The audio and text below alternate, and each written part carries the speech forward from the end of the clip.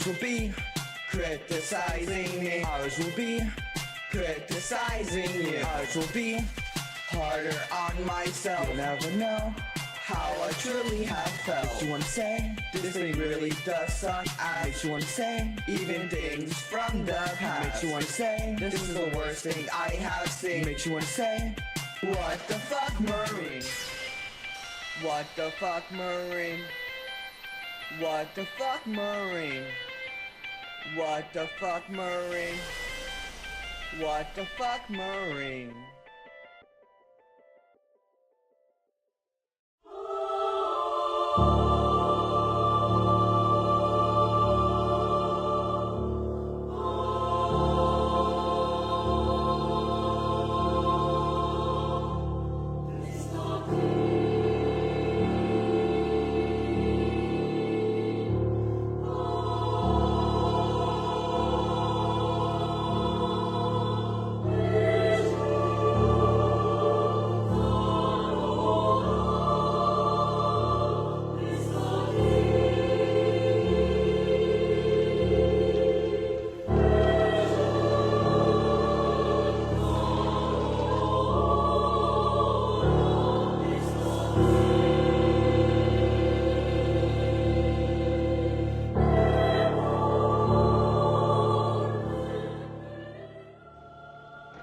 I don't think you're going to understand what's going on.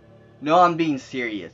Dead fucking serious. How do I even explain to you what's happened since you've been gone? Okay, let me refocus and get this straight. Onyx told me that the leader of Organization 13 was me. The same me that runs the Bagman family. So basically, there's this Bagman Organization 13 that is us from another universe. And I did say us, meaning me, Brady, and Quinn, and Buddha, and everyone else. And remember Chad? The evil Chad from We Went to the Future? Yeah, he was part of the Bagman family too. And so was Good Chad. That derpy motherfucker. I don't know who's on Organization 13. But here are my assumptions so me and you can be on the same page. If I had to guess, Bagman or Evil Marineman in the case is the leader. According to Onyx at least. Then Chad is there. So is Tony. And Anthony. Onyx is still in the organization, but to our knowledge he's helping defeat the rest of them. I think we can trust him for now, but I'll be cautious. So that's Marineman, Onyx, Tony, Anthony, and Chad. That's 5. And I'm guessing it's in the order of the leadership too. If that's 5, who's the other 8? Well, I'm number 6.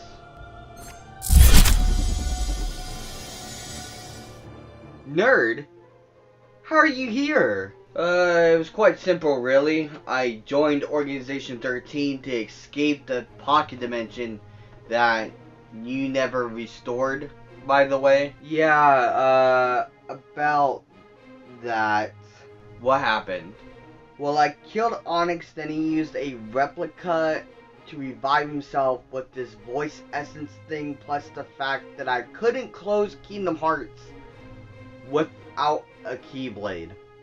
Well, thanks to our failed plan, the pocket dimension fell into the dark time pit, and the other you convinced me that you was the real you and made me join the organization. Then after we left, the pocket dimension fell to darkness. He tricked me. Look, nerd, I know we lost the battle, but we didn't lose the war. I'm finding out a way to defeat Organization 13 for real this time, and I'm sure of it. Where are we anyway? Oh, in my Station Awakening, or Dive to the Heart. I'm becoming a Keyblade wielder. It's about time. Yeah, after I complete this game and review it, I'll get my own Keyblade. Fucking finally. Well, do that. If I'm away from the council that never was for too long, I'll be missed. They're having me review shitty fucking retro games for their amusement. I just finished reviewing Final Fantasy VI for Super Nintendo. Well, that doesn't sound so bad. No, you don't understand the half of it. They just made me be Jekyll and Hyde for the NES, the Famicom versions as well. Okay, I take that back. That sounds fucking horrible. Anyways, good luck, Marineman. Well, okay. Let's get started with the video game. Okay, I have to admit, this is one of my least favorite games of all time. And I don't mean just in Kingdom Hearts, I mean in general. I know what you're thinking. Marineman, how? This is the game that started it all. It laid the foundation for the series as a whole. Which is true, but I prefer Kingdom Hearts 2 and even Kingdom Hearts 3 above that. Kingdom Hearts 3 is my favorite video game of all time, and I can always load up a save and fuck around in it for hours. Kingdom Hearts 1, on the other hand, is not exactly my cup of tea, but let's give it a go. But you know, it's been years since I played Kingdom Hearts 1, and hell, what's a better way to start my journey as a Keyblade wielder than to start it off on a game where it all began? So in the words of Bubsy, what could possibly go wrong? So, the game starts with a CGI sequence where it basically shows Sora, the main character, and his dreams of him on his way to the station Awakening, or the Dive to the Heart. Why are there several names for this area? I'm not sure, but basically this realm is to look inside Sora's heart. The gameplay begins with a question. What power do you seek, and what do you want to give up in return? This is also in Kingdom Hearts 3, but I was an asshole. I didn't explain what this sequence does. It plans out the abilities and magic you earn as you level up. So if you seek the power of attack, you gain attack abilities. As you go on your journey and you give up magic like I did, your magic is overall weaker. Later during the tutorial, you get asked a couple questions.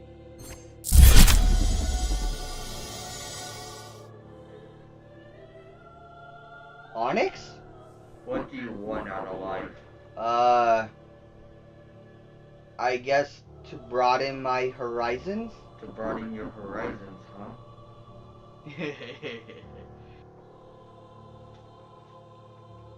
Chad? What's most important to you? What's most important to me? My friends, of course. Oh, really? Is friendship such a big deal? What are you afraid of?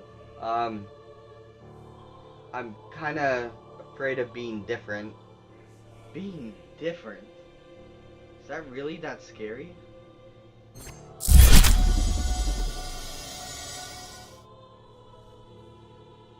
What the fuck was all that about?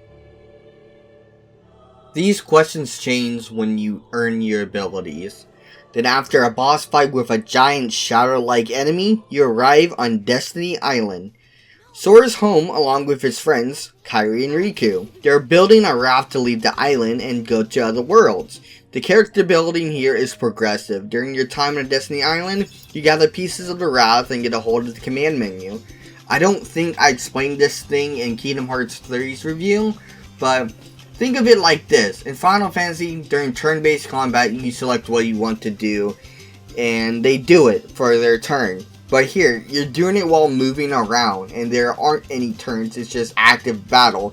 This is what you call an action RPG, where you run around and do combos, etc. After gaining abilities, you level up your combos and magic, then the menu fills up with more options and stuff.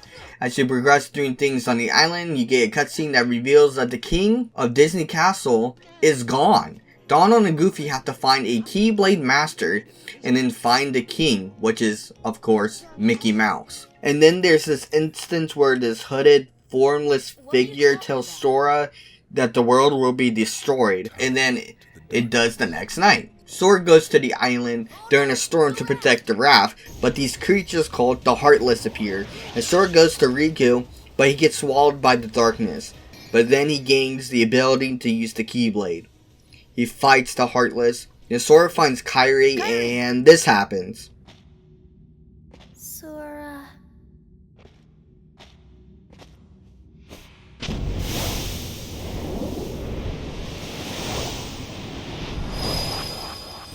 That's important. After fighting a big Heartless again, which is called a Dark Side, Sora gets sucked up into a vortex and lands in Traverse Town. Donald and Goofy see a star go out, and Sora wakes up with Pluto licking him. You run into Sid from Final Fantasy VII, and then you run into Squall or Leon from Final Fantasy VIII, and you fight him. Tetsuya Nomura's idea for having Final Fantasy characters was to ease the player of that series to this one, with familiar faces. It's also important to note that certain terminology throughout Kingdom Hearts is also Final Fantasy based, such as certain magic and attacks and items. But don't get confused, Leon and Sid from Final Fantasy 7 and 8 don't share the same history as Leon and Sid from Kingdom Hearts. They have their own respective history in Kingdom Hearts, including the Disney characters. They have their own lore within the universe of Kingdom Hearts.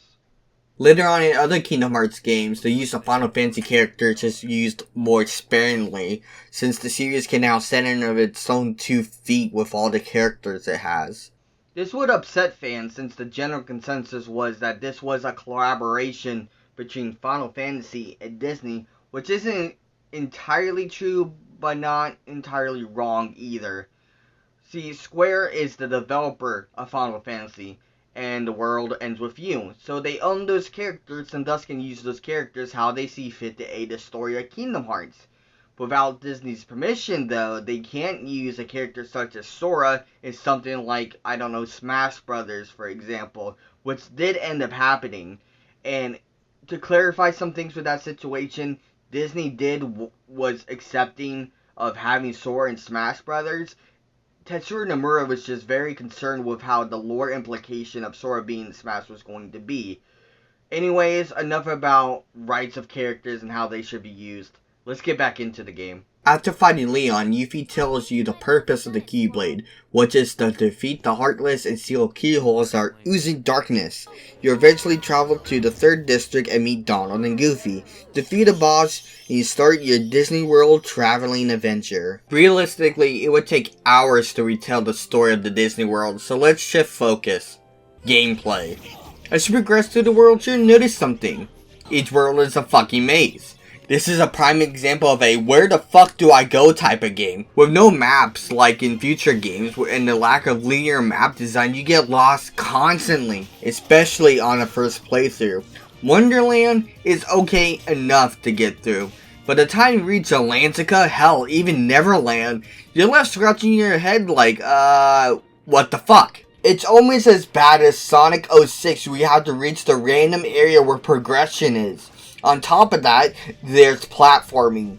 See, this game was inspired by Mario 64, which is crazy to me that one of my least favorite IPs inspired my favorite one.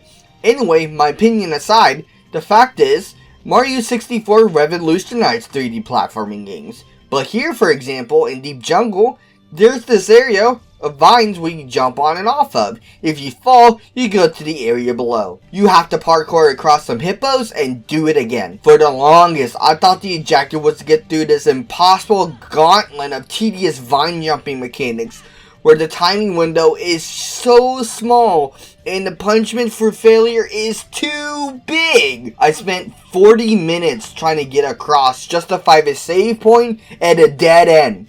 Little did I know, when you first entered the area, you just turn around and climb up some ivy. So I wasted 40 fucking minutes of my life on a mechanic that could have been skipped entirely. Why have that area in the first place? What's the benefit? Variety? Sure, it's like this useless sliding area that's watered down version of the sliding part in the kelp forest in SpongeBob Battle for Bikini Bottom. Moving on to combat, it's fine for being the first of its kind. It's a little clunky, but not as bad as the internet makes it out to be. It's responsive and fast enough to give an adrenaline rush, but slow enough that you can think about how to defeat strong enemies such as Clayton or even Ursula. Sometimes bosses' attacks are annoying and hard to dodge, like Chernobog's fire attack, but with brute force and being on easier difficulty, you can get past. The game isn't impossible in Proud mode, but I think Proud Kingdom Hearts 1 is harder than Critical Kingdom Hearts 3, and that says a lot. Abilities take AP. The more AP you have, the more abilities you have.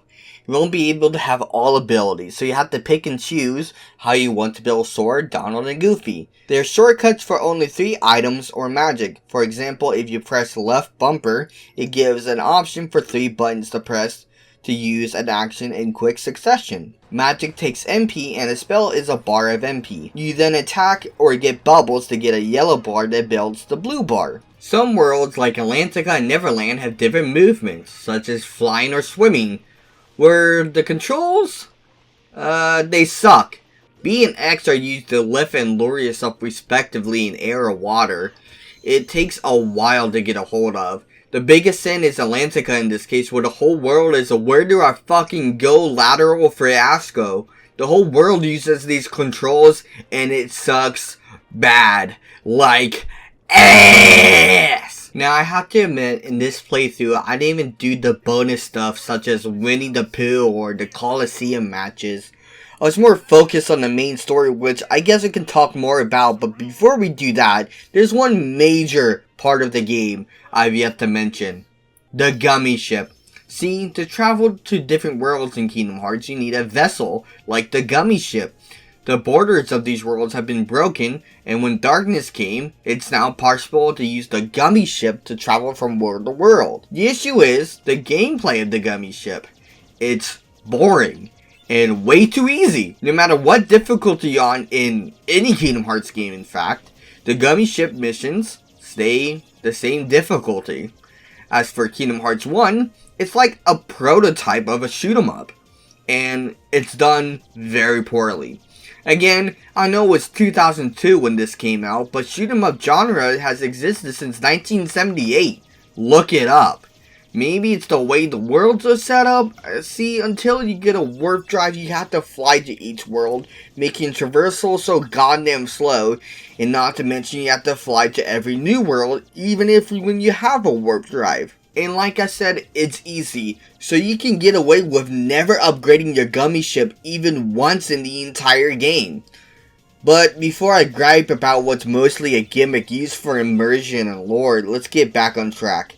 The story. See, as you go to Disney Worlds and stop the darkness, if the Disney World has a Disney princess, they would be kidnapped or they disappear or something and sent to Hollow Bastion, which in lore used to be the home of most of the Final Fantasy characters and Kairi.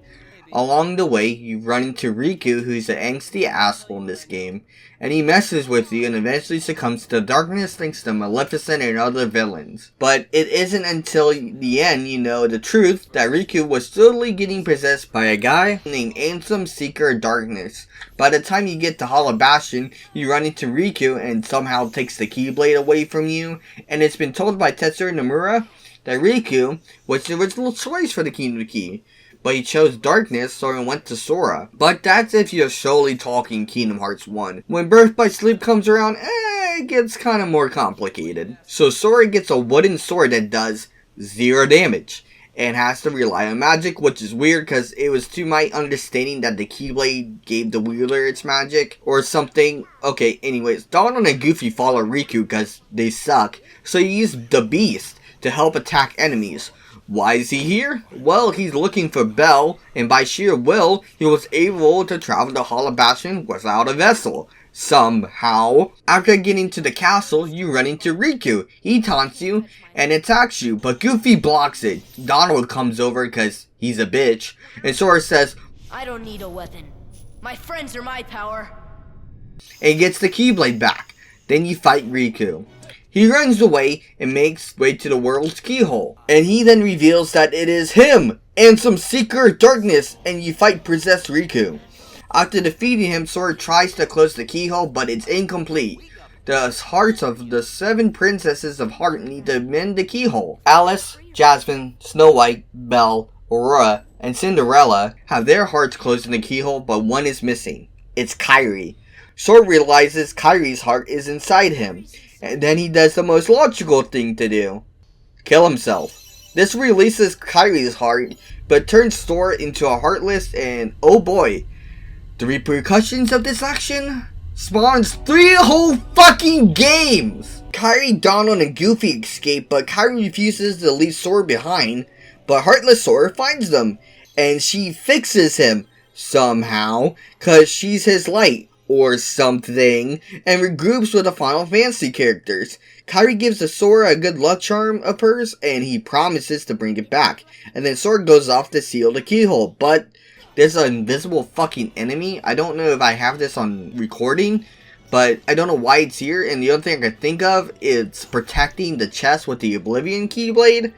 So after you kill it, you can open the chest and continue. He seals the keyhole and goes to the final world after saying goodbye to the Final Fantasy characters. Let me explain the end of the world as this game calls it to you. It's where all the destroyed worlds, or what's left of them, and you have to travel there in an invisible maze, and the only way you can get a sense of direction in that invisible maze is by getting into battle and seeing peaks of the paths that is manifested. But stop and think to yourself for a moment. Sora's 14 during this, and he's in a hellscape trying to defeat a man controlling darkness demons with a dog and a duck from Disney cartoons. And somehow this is my favorite fucking franchise. Go figure. After diving deeper into darkness, you come across optional portals that take you to a realm of a previous world you went to, and you defeat enemies inside them. Now you can skip this and ruin the suspense, or you can grind XP, your choice. But then is a boss fight from literally nowhere. Chernobog from fucking Fantasia. Why? Why is he here? And he's hard as shit. I mentioned his fire attack from earlier, it just wipes you. You're flying all over, his arms are flaring about, and it's hard to hit him. Like, this is just the Ursula fight, but turn to 11 on the diarrhea dial, and the fact of dying over and over and over again, it just drives me mad. Fuck! I can't do it! I need help. That's an understatement. Tony? How you gonna be a Keyblade wielder if you're going to give up? Look, the flying controls are shit, and it's hard to hit this fucking bastard with its arms flaring around everywhere. Listen, just watch his movements. There's a specific animation he does when he's about to use this fire attack. Just fucking pay attention.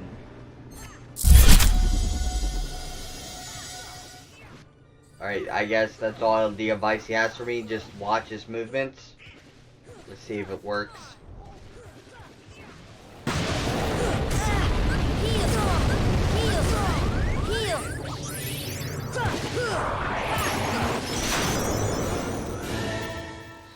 Yes! I beat it! Haha. Alright, now let's go to Ansem.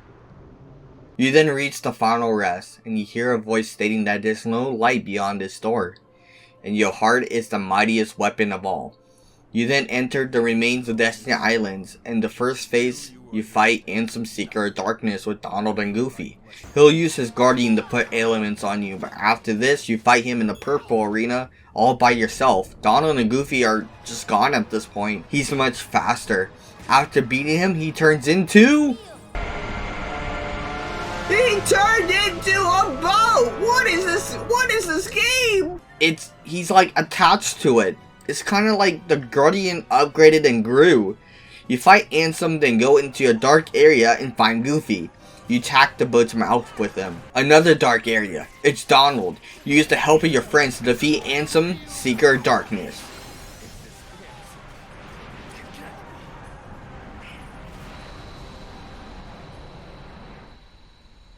You then try to close the door to darkness, or in other words, Kingdom Hearts, and you find Riku and King Mickey.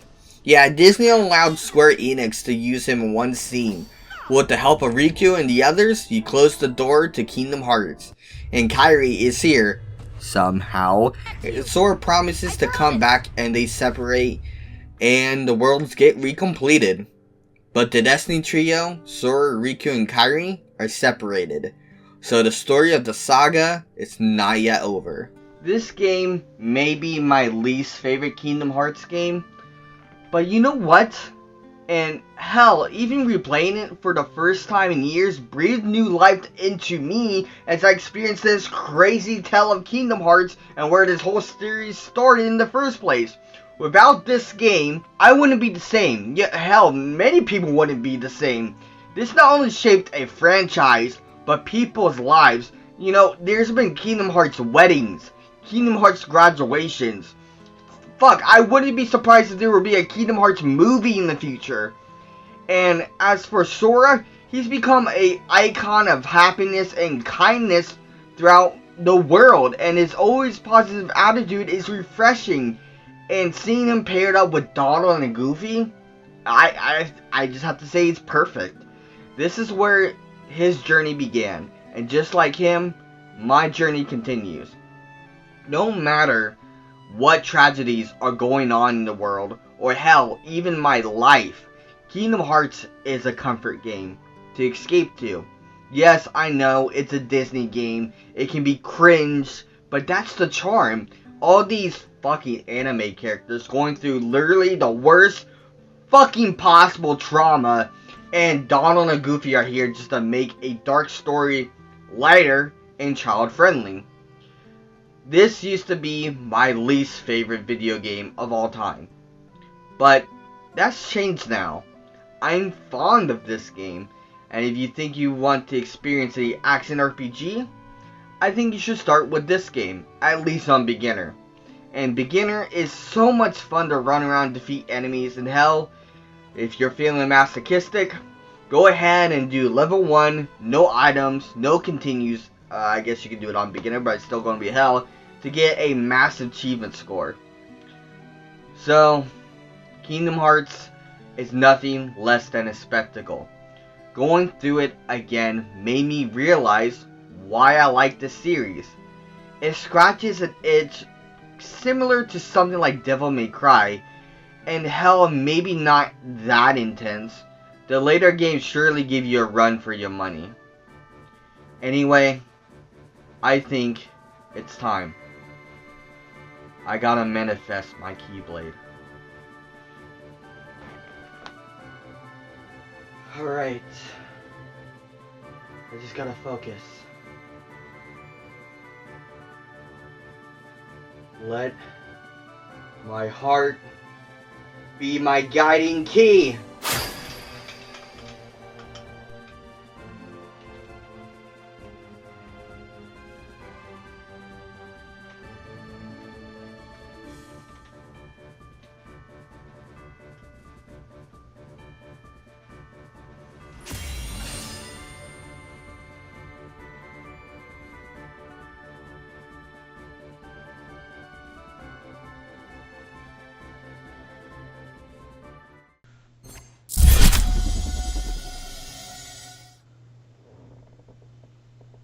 I've been to see her.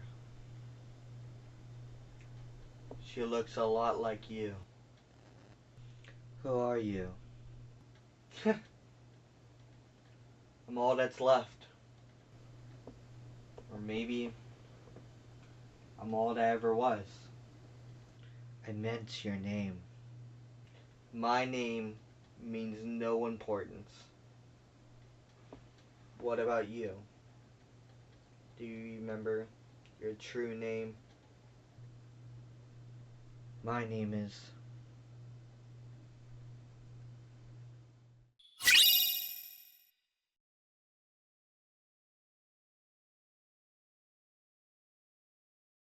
Yours will be criticizing me. Ours will be criticizing you. Ours will be harder on myself. You'll never know how I truly have felt. Makes you wanna say, this thing really does suck ass. Makes you wanna say, even things from the past. Makes you wanna say, this is the worst thing I have seen. Makes you wanna say, what the fuck, Marine? What the fuck, Marine? What the fuck, Marine? What the fuck, Marine? What the fuck, Marine? Oh, hey, it's been a while, I think. You must be wondering, what I've been doing since I'm a big bad Keyblade builder now. Well, I've been hitting the books to work on my magic. Merlin is far gone by now, and it's getting kinda hard to get a hang of it. Anyway, last time we played Kingdom Hearts 1 Final Mix. It took me a whole month to beat it and gather my thoughts. As a game as iconic as Kingdom Hearts, Square Enix had to outdo themselves before making another numbered title, so enter Kingdom Hearts Chain of Memories. This game was a Game Boy Advance game and basically had the same worlds with the exception of Twilight Town. This introduced Organization 13, and now my biggest pain in my fucking ass. Basically, Malusha planned to overthrow the organization with the help of Larxene and Vexen, I think, but Axel came by and axed all of their plans and saved the organization. Meanwhile, Sora is going through the Castle Oblivion, and when Axel defeats a member, so does Sora. He also runs into a replica of Riku, where a girl named Naminé is rewriting his memories, and it gets kinda muddy at this point. Basically, the too long didn't read version is, Sora beat the organization members and was placed in cryosleep like the Spartan he is. While Naminé tries to fix his memories, she fucked up. Now, most players played Kingdom Hearts 1 and not Chain of Memories, so the mystery of Sora's memory loss was, well, a mystery. But what if you never played Kingdom Hearts 1 either? What if the mystery was the main thing, which it kinda is? Well, let me get this straight. Imagine how lost you would be if you had zero knowledge. You'd be like, what's a Keyblade? Who's Sora? Why is Roxas having dreams about him? Who's Ansem? Who's Axel? And why do we switch characters 3 hours into the game when I was just now feeling the angst of Roxas as if I was him? that's how I experienced Kingdom Hearts 2. I played this game when it came out back in 2005. I was around 8 years old. Crash Bandicoot was my main game. Plus, I played Halo on my original Xbox. Yes, I had a PS2, but other than GTA at the time, I barely played it. But back then, I didn't know what I was getting myself into. Why was Donald, Goofy, and Mickey Mouse on the cover of this anime game? I didn't want to hype it up too much. But just like picking up any other good-ass game, it changes your life forever. Kingdom Hearts 2. To be honest, how do I do this game the justice it deserves? Kingdom Hearts 1 was the first of its kind, and when they were making Kingdom Hearts 2, they had to go back to the drawing board. New tech, a new camera angle, and new combat abilities. As I explained earlier, this game was shrouded in mystery from the very beginning. You're first introduced to a kid named Roxas. You spend the next week with him and his friends Tanner, Pence, and Alette. It seems like the town is mad at them for stealing photos. But here's the thing, when they save photos, it's censored. Oh no! They're gone! Are gone!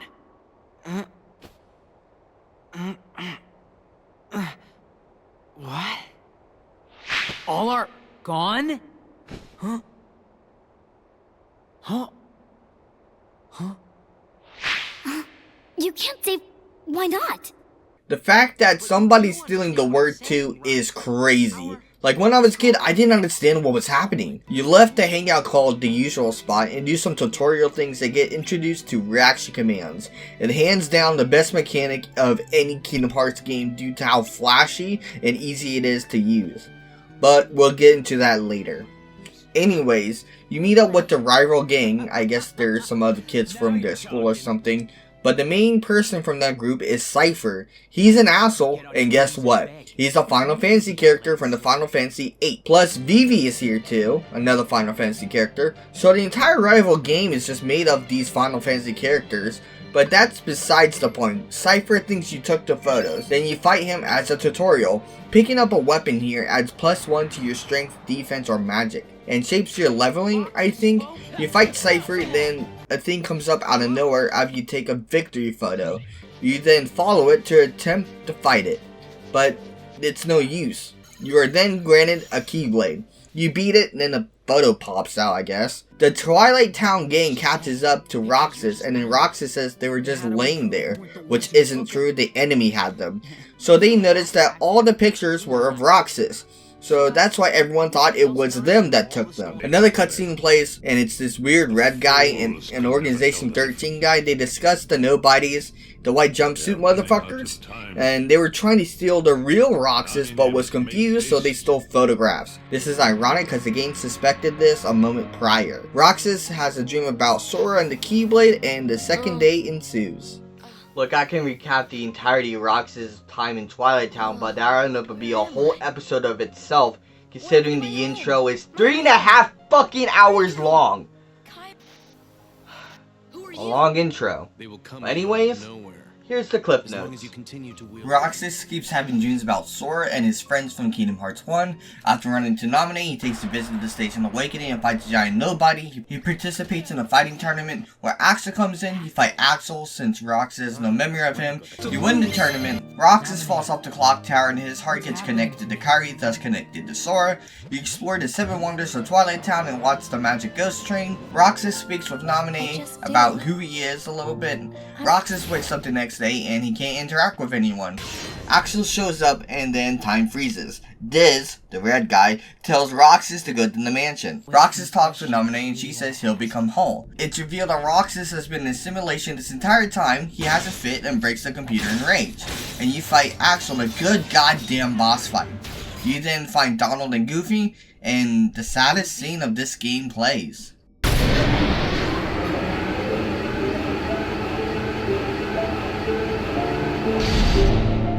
Sora.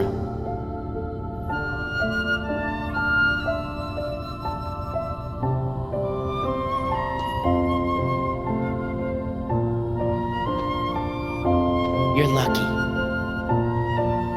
Looks like my summer vacation is over.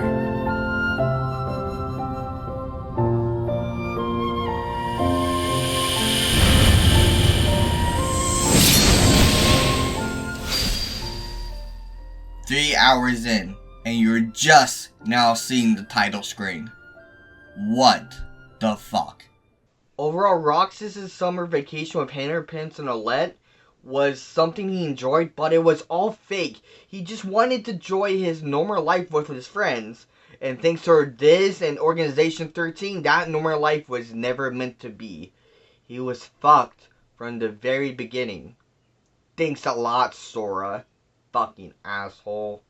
There are still things I must mention before we move on. Axel is Roxas' friend, but we kinda barely understand that. Ansem Seeker of Darkness is back and working with Diz. Roxas fought Riku and seemingly won while he was in the organization. Why? Why do you have the Keyblade? Shut up! All this leads up to the return of Sora, Donald, and Goofy, where the last thing they remember is the end of Kingdom Hearts 1. Like I said, they don't remember Chain of Memories or anything that happened in it. This is ironic because most of the player base didn't play Chain of Memories because it was a Game Boy Advance game. But just like the first game, Sora goes on a journey across Disney worlds. He revisits some such as Olympus, Halloween Town, Agrabah, and even fucking Atlantica. But the big thing here is that you just don't go to each world once, you go to them twice. See, the first visit's usually Pete messing around with some Heartless trying to take over the world with darkness, because Maleficent is back and he's her lackey. The second visit is usually the organization messing around and doing some things with the nobodies. Their main goal is to make Kingdom Hearts with the freed hearts of the Heartless, and the only way to free those hearts is with the Keyblade. Again, recapping all the Disney worlds, especially for 2 visits, we'll be here all season. Changing to gameplay once again, like I said earlier, the game's engine was remade from the ground up with new summons, new abilities, and now new drive forms. There are Valor, Wisdom, Limit, Master, and Final drive forms, and these give new buffs and abilities based on the form.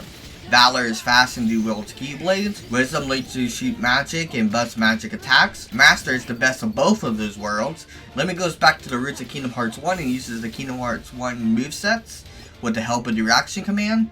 And the final form is a godlike anime form. It's just awesome. Floating around, floating Keyblades, buff magic and strength. A vicious combo to boot. It's just great. Now you're wondering, if I have these forms, what's stopping me from using them all the time? Well, first of all, you must have juice in the drive gates to do it. If you spam it, you go into anti-form, and it just happens from time to time anyways. You don't not want to use them though. You need to level them up so you unlock base abilities for base Sora to make him stronger. Abilities have even more emphasis here, and the shortcuts of magic are very limiting, only gaining one slot from Kingdom Hearts 1. It sucks because there's a lot of magic to use here. Magic got an overhaul with the bar changing to a big solid one from a segmented one. Although it's hard to gauge how much a spell uses now. The only thing you really have to look out for is if the text is yellow. If you use a yellow text spell on your MP, you'll go into recharge. When it's recharging, some abilities will proc, like Berserk or Drive Boost, I think. Berserk makes your combos never end, and thus never having finishers. Drive Boost will charge the drive gauge more efficiently. The issue with Berserk though, is that you have to finish bosses with a finisher, or a spell like Thunder. If you have Berserk proc and you're fighting a boss, you fucked. You can't finish them. Although this never happened to me during this playthrough. With all that, and building Sora, Donald, and Goofy, this is a crazy change from Kingdom Hearts 1. Choosing what limits to have over support abilities, what combos you want, it gets really in depth. Also, they lock dodge roll behind a level up from limit form. And that is so bad, dude. Like, what the fuck? How do you have guard but not a dodge roll? Another highlight of the game is the reaction commands. And it's better if I just show you.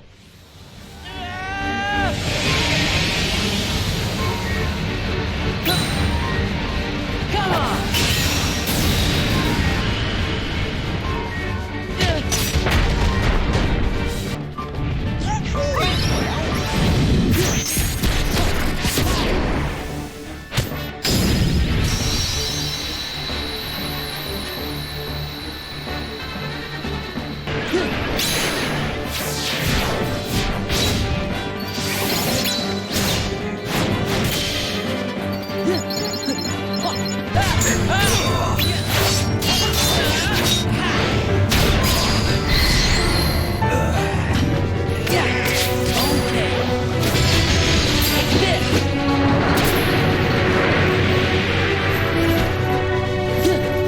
Holy hot damn. That is fucking awesome. Another upgrade is the gummy ship missions. They're actually fun to play and have some difficulty to them. They do feel like a shoot 'em up. Unlike Kingdom Hearts 1, you do need to level up your ship if you want to stand a chance, cause it gets crazy. The enemies face fit the theme of the game. They look like heartless and nobodies in ship form.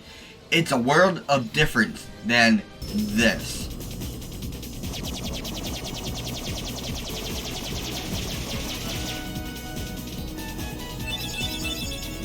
Something new is Pride Lands. You play as Lion Sora, which is very cool and interesting. It makes you think, how were they able to do this? What is funny, they changed Donald into a bird and Goofy into a turtle. Now, this is where I say something bad about the game. Well, nothing. Absolutely fucking nothing. Okay, maybe I'm exaggerating a bit. Some bosses from the second visit go on a little too long, or just plain out annoying. One that comes to mind is the Cursed Heartless from the Pirate's second visit. You must have all 822 medallions in the chest to do damage to the boss. If not, he just drops magic orbs. The only way to force him to drop gold is to use Blizzard or the reaction command. On his last bit of health, he then swallows all 822 coins, and you have to slowly get them back. That fucking sucks. Another thing is Atlantica. Do you remember how bad a maze Atlantica was in Kingdom Hearts 1? With the shitty underwater controls and not knowing where to go? It was a nightmare. But what if I told you it's worse here? It's a quick time event singing simulator. Yeah, it's cool seeing Sora sing Little Mermaid songs, but after you sing a song, you have to come back later with the listed ability to continue the world. What a load of shit. Why even include Atlantica at all? At least this time it follows the movie with the Prince Eric plot. But there's no Heartless or nobodies in the world. In fact, this world is only one room. And on top of all that, if I remember correctly, half the movies take place on land. So why couldn't that be the world? What were they thinking? Remember how I said a couple seconds ago every world in Kingdom Hearts 1 was a maze or something like that? Well, the map design here is far more linear. To many, that is a good thing. But to some, this holds back the explorability. Most chests aren't really hidden, and for the second visit, they only last 30 minutes or so depending on the world. So the world design is an upgrade and a downgrade at the same time. Okay, let's back up a bit and go back to the story. After the first visit to the world, you go back to Twilight Town, because Kari ends up there, and the gang tells Sora about it. It turns out Axel kidnapped her. Thanks, Axel. You go to Hall of Bastion, then meet King Mickey. You find out Ansem Seeker of Darkness is actually Xehanort's Heartless, and his nobody is Zenith, the leader of Organization 13. On your way to help the Final Fantasy characters, you run into Dimnix. And this fight is what killed a lot of playthroughs for many children, mine included.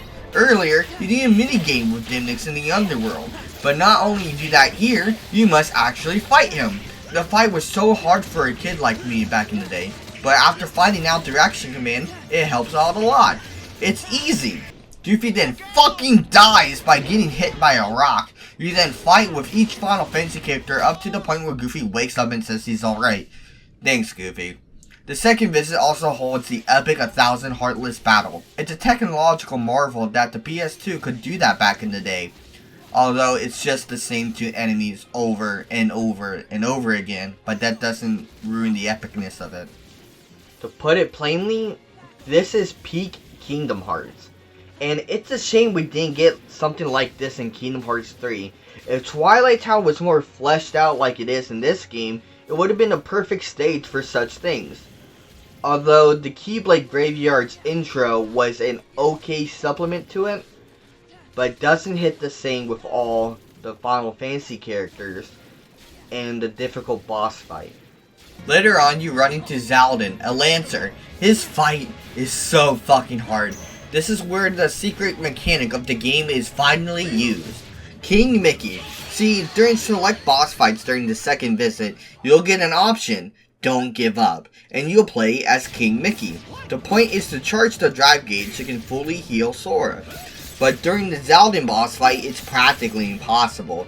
If Mickey runs out of health, you go back to playing as Sora, whether or not his health is fully healed or not. And it's kinda bad from there on out.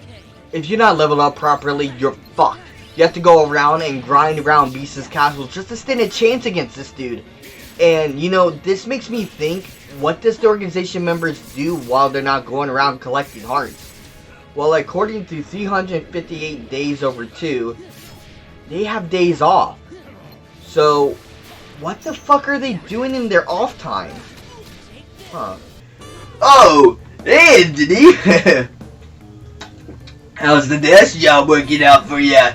It's slow. And what do you think? Nobody even comes here. Why do we have this stupid position? Well, you know, we did get a new recruit the other day. Well, the other night or whatever. And, you know, it can't all be useless, right? There has to be a way to recruit new members. Wait a minute. What are you doing? Oh, me? I'm enjoying my day off. You have a day off? Duh. We all do. Well, I was never told of this. Well, maybe if you didn't sleep till 5 p.m. every day and join our meetings, you'd know. Okay.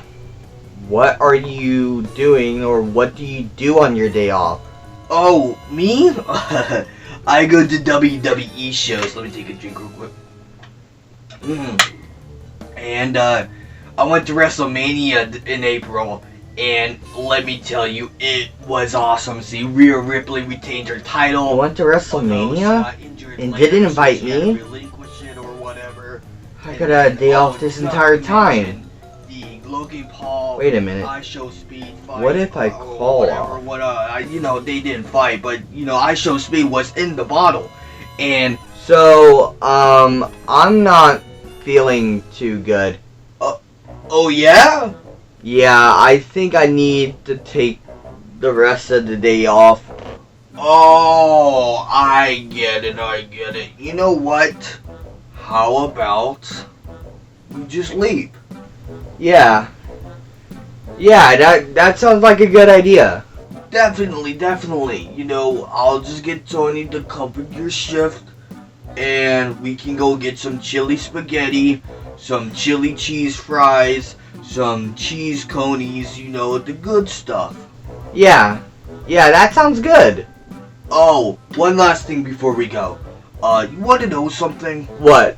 Yeah, it's all of our days off. You've been making pointless overtime for the past 6 hours, and I just came down here to tell you that. Sorry about that. So does this mean we're all going to Kingdom Conies? Of course, let's go! Alright, let's go. Alright, final stretch. After you go through all the Disney worlds, you go back to Twilight Town and head to the mansion. You run into Hanerpins and Alette, and they tell you they think there's a copy of their town because there's copies of one-of-a-kind objects such as the crystals and Alette's pouch. So you then go into the mansion and travel to the copy of Twilight Town, which has a portal to the in-between realm of sorts.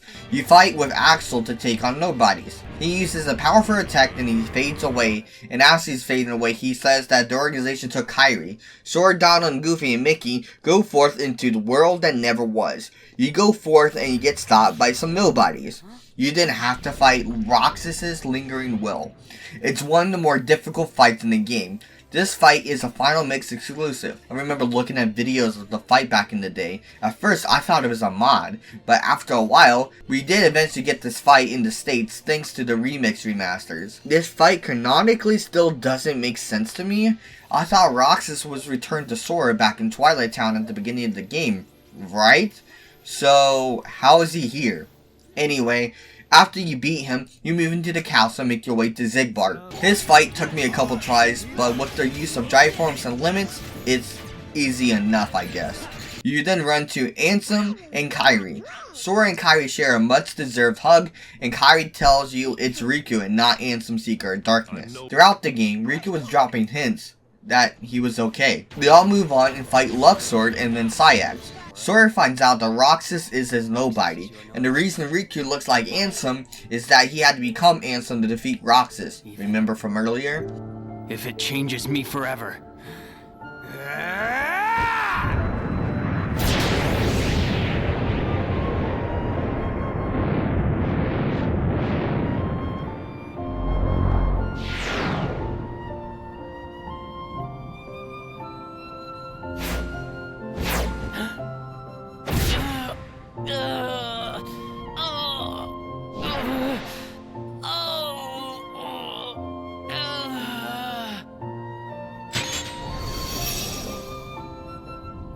I have accepted it.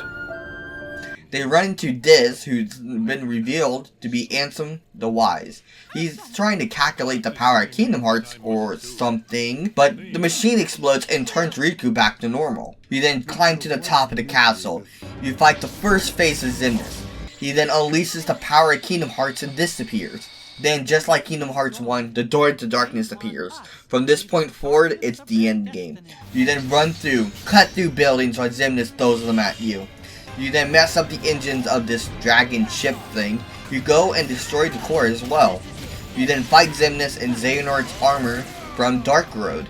Then it all seems to be over. There's a special moment with nominating Roxas, and everyone except for Riku and Sora gets to go home because they get interrupted by another flying dragon. Riku and Sora use a glider to fight this dragon, and this part was really hard for me back in the day. I got stuck here for a while. Then you're in a zero gravity room and fight armored Xemnas again. Then the final fight in the realm of nothingness. You and Riku fight Xemnas to the death. Xemnas traps Sora, then you have to play as Riku to save Sora. Then after that, Xemnas summons... Oh. Holy shit! You have to tap Y and A to deflect a million blaster bullets!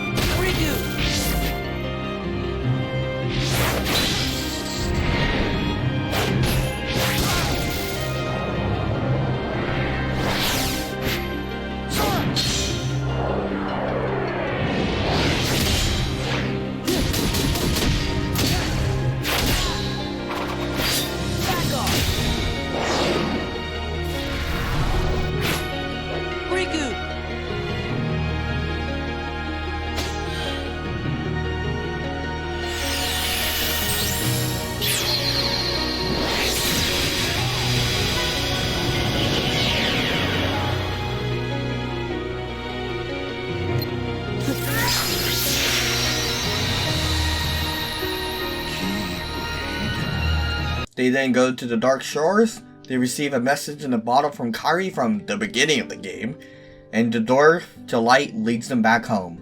They're reunited with everyone else at the Destiny Islands, and that is the game. So that is Kingdom Hearts 2. The funny thing is, if this game didn't succeed, this would have been the final Kingdom Hearts game. Tetsuya Nomura didn't expect this to be the big franchise that it is now. This game holds a very special place in my heart. No pun intended. The way that this game plays is nearly perfect. And to many, this is the best Kingdom Hearts game. Although my favorite is still Kingdom Hearts 3, I can't deny the greatness that is Kingdom Hearts 2. Like I said, it's not perfect.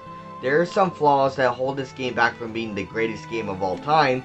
However, those mistakes barely hinder Kingdom Hearts 2. Now, there's talks of a Kingdom Hearts adaptation over at Disney going on right now, and oh boy, let's hope it's a good one. I remember back when I first beat this game, I cried. I never beat a game this big, and the ending was perfect for a conclusion for the series at that point. But there were some questions like, who's Xehanort? And what did Xehanort and Ansem the Wise do back then? What were their research? Well, that's a whole convoluted story within itself, considering Marineman, you've been summoned.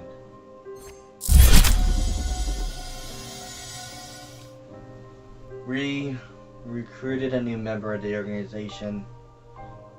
You're not gonna believe who it is. Oh, come on. Who could have been?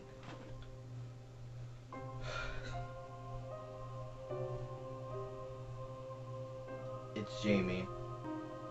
What?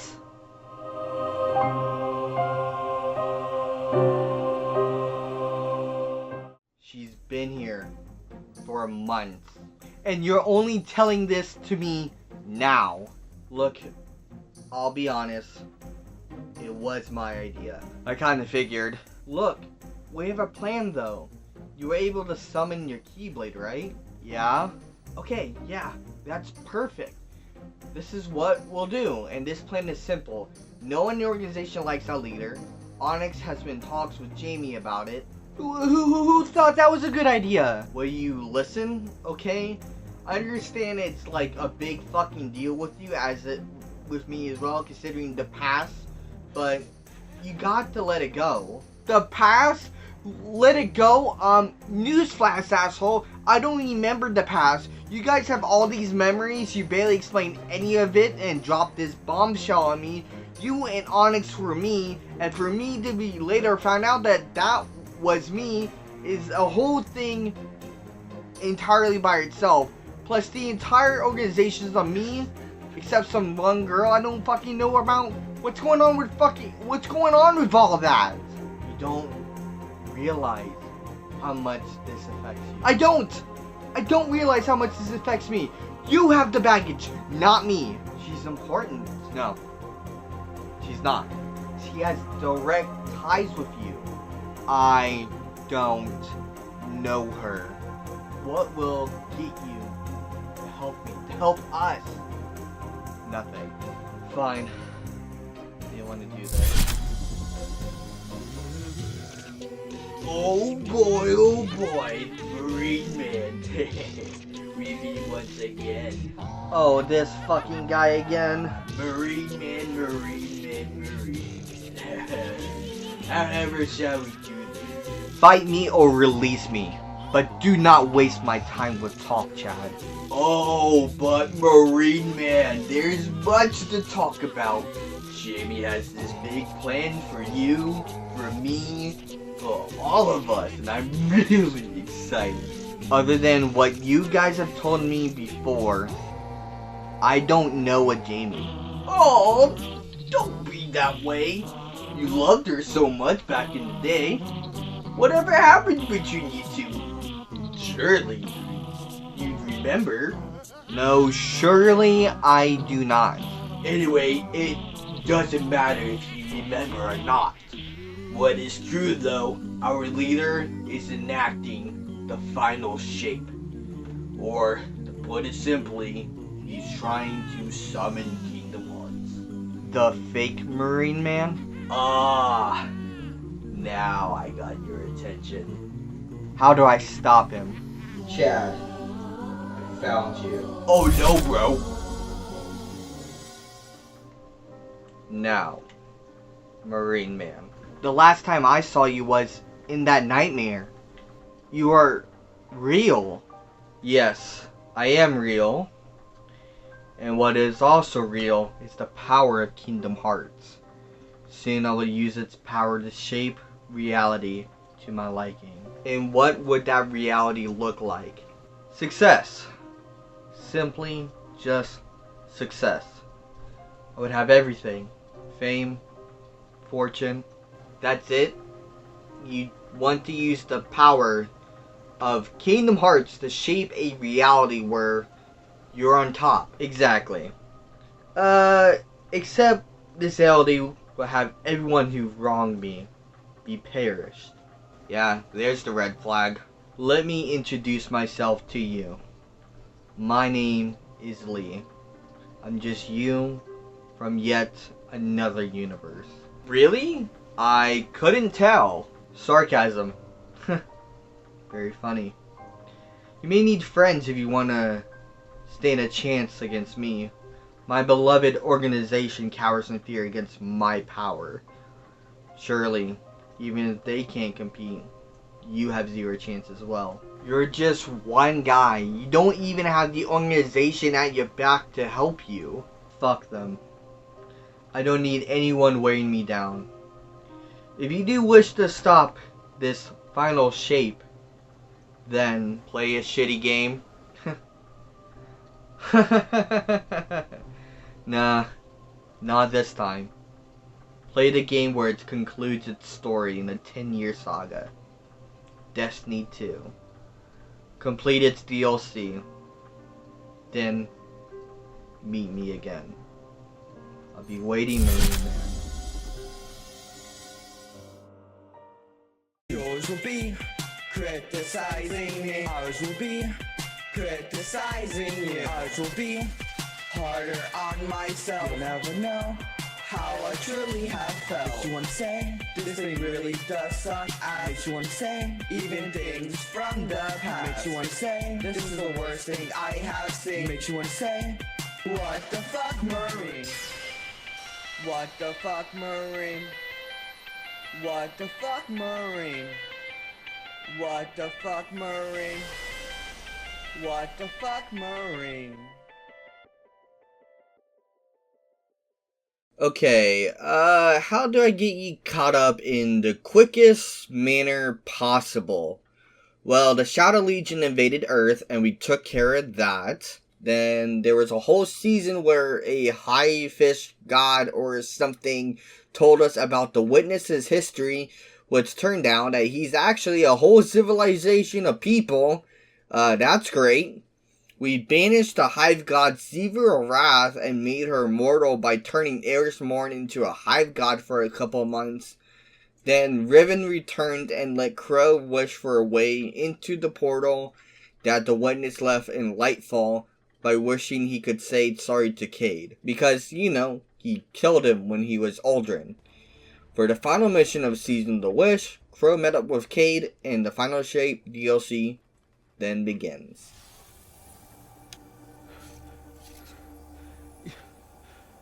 You died. So did you.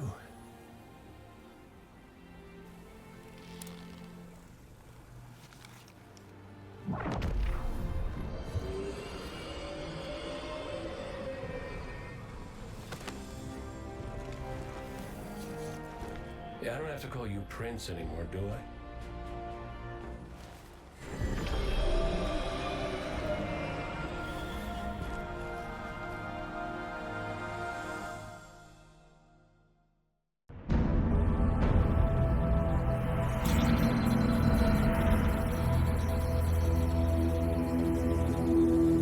The intro cutscene shows what the Final Shape really is. A perfect stillness, except for what the Witness deems worthy. The Witness feels like searching for your purpose in life? It's a bad thing, because he, or it, the thing, the witness, feels like all beings have become slaves to it, or something. The Guardian, Ikora, and Zavala, which is now played by Keith David, launch themselves into the portal. So far, your Guardian makes it through. We have no clue on the status of Ikora or Zavala. In this realm of pinkness, you'll see familiar places such as hive structures and the multiplayer church. Eventually, you reach a Station of Awakening-like area, no fucking joke, as you progress into this hole. You start to form the area around you, then you reach the outskirts of the Lost City. It is said whoever is in the Traveler, their memories manifest as physical here, and this includes the witnesses. As you take down enemy types of all factions, you run into a well of power. You commune with it and get a prismatic subclass. We'll get into game mechanics and prismatic later. You fight a boss, then the cutscene plays. You find Cade. He explains his experience of coming back to life and more of what the witness wants. Perfect stillness, end of all things, etc, etc. You talk with Ghost and he says that Cade is made of pure light, which will come into play later. The next mission, you go into an Evergrow, whatever it is, and you look for Crow as the witness explains it offered Crow a kingdom over the Awoken and his sister's love. But Crow chose pain, which is concerning. What does that mean? But you find him listening to a statue. These statues are littered around the game, even before the Final Shape DLC. Crow's ghost tells him to stop listening to it. We all then set up camp, Mars looking the way into the Pale Heart. We find out about this through radio. But most importantly, your ghost is kinda crap, and he tells you not to worry about it. Well, yeah, the source of all my light powers. Cracked, damaged, and needed repair. That's a little concerning. Moving on, you go looking for Ikora. You find her ship, and she leaves behind a radio stating that she's going to commune with the Traveler. You find her, she basically says she has no luck with that, at all. Then she explains what the Final Shape would be achieved by. It would be achieved by using the Traveler's light, and the witness will freeze you in the perfect stillness or whatever reality it chooses for you. Can you imagine that? Like, what if the witness tracked me in a moment where I shat on Brady's floor? Or when I wet the bed, or even worse, a moment where I needed to go to the bathroom but there was none nearby. Imagine crowning for an eternity. Back at camp, Ikora meets up with Cade for the first time. To say the least, she's overwhelmed. She says it's too much. Cade promises to make up for it, and by it I mean dying. Cause he died. She hugs him. Unto finding Zavala, you find a house at the end of a mission. You fight enemies and finish them off, and then a cutscene plays. He says goodbye to his wife, who is a statue in this case. He's broken, beaten, and after saying goodbye, he meets up with Cade and Crow. He hugs Cade. Crow gives a rundown of Amanda's death. Cade then says something like, "You gotta move on." Then everyone gets up awkwardly for some reason. It's kind of confusing. Everyone is back together. To the next mission! The ice climbing mission. Crow tells Cade that he wished him alive again by a Aramkara. Remember Riven? But now Cade knows, so we're going to keep this a secret between the three of us. Ikora and Zavala won't know about this. Nothing I deem too important to the story happens here, up until where the Traveler grants you a new super. One of the few hype moments in the DLC. Zavala is slowly turning into a dick though, because he saw a vision of the statue that Crow saw. Ikora states that the grief that he's experiencing is being weaponized. Then Zavala lashes out and is actually mad. What do you know about grief and desperation? Except how to turn it off. That's not fair. Jesus, Zavala. Crow tries to settle things down and says we can find ways to commune with the Traveler. You think this would be like the moment in Witch Queen where there's false tension between Ikora and Eris Morn? Remember that? No, this actually leads up to something, which is actually surprising. So then, you go on a couple Lost Sector runs and try to commune with Fishers of Light. They're all fucking corrupted, except for one, which is guarded by a friendly Hive Guardian. This was something I hoped for in the Witch Queen DLC, but all we got was Finch, a friendly Hive Ghost and Worldbender. Cade communes with it and meets up with Sundance, his deceased ghost. She speaks. devotion, bravery, sacrifice, and then death. They also speak about what comes from the light must return to the light, and we're all connected. Cade learns here that he makes his own fate. Later, Zavala continues to question his faith in the Traveler. He says it demands death, but Targe says if it did, he would not exist to raise Zavala, which is ironic considering future stuff. Next is a strike. The best way I can sum this up story-wise is Zavala is becoming really annoying, and his lack of faith in the Traveler and his crybaby complaining, especially at the end of the strike, somehow turns a beloved character into a less likable one in one mission alone. Give yourself to darkness. Only there will you find the answers you seek. This is the first concrete, actionable lead we've had since we arrived. What about Cade's vision? We should follow the path the Traveler has laid for us. How are we supposed to do that, when all it gives us is more riddles? Devotion, bravery, sacrifice. What does that even mean? I don't know, but the Traveler wants you alive. No! You do! That's what you want, Ikora. You once told me that to do nothing is cowardice. And now, you'd rather lose everything than to risk making the wrong move. But you aren't even thinking about that. You're just afraid to lose me like we lost Cade. Commander, you're out of line! Stay out of this. You weren't there. You don't know what happened when you died on us. You're right. I can't lose you, Zavala. Someday you will. And you'll have to learn to live with that. I don't get it. I know I only have played Shadowkeep until now, but I feel like I have an okay understanding what Zavala's character is. He's a loyal leader who has faith in the Traveler and does things with a plan. So imagine my personal frustration when he goes through an entire mission where he abandons his ghost, confronts the darkness alone, mind you, with no plan, no backup, and also faces the witness alone. That's the entirety of this mission. He went out, seeked answers from the darkness, which is understandable because the one message we got from the light, i.e. Sundance, led to more questions. So you track down Zavala, he gives into darkness. They basically say what is made in darkness can be unmade in darkness, they being the statues. Targe goes in to save Zavala from the witness, then the witness destroys Targe, taking Zavala's light with him, putting Targe in the fridge. Like Amanda Holiday, this death seemed unwarranted. Other than fitting the theme of what Sundance said, Targe sacrificed himself so Zavala could survive. But this just feels off to me. They had to achieve this by breaking Zavala's character, or at least my understanding Zavala's character. To my knowledge, we didn't get to know Zavala's ghost until this DLC, or at least I didn't, so this feels like they fridge a character. I would have liked to see a more Targe, but no. Fuck me, I guess. Then, the final mission before the raid. What bothers me the most story-wise about this mission is that Zavala seems back to normal and almost unfazed by Targe dying.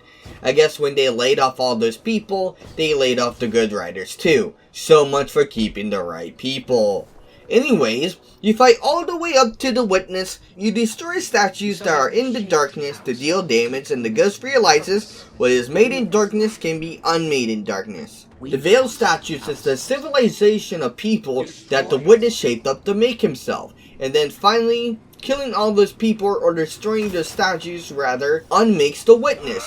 But you only destroy 3 statues out of an army here. Once you do that, the witness falls back to the raid Salvation's Edge.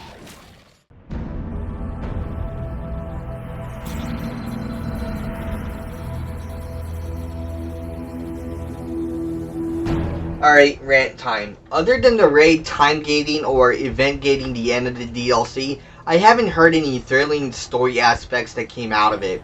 I tried watching the raid, but streamers were too concerned with someone looking at their streams and finding strategies to pass them up in the raid race.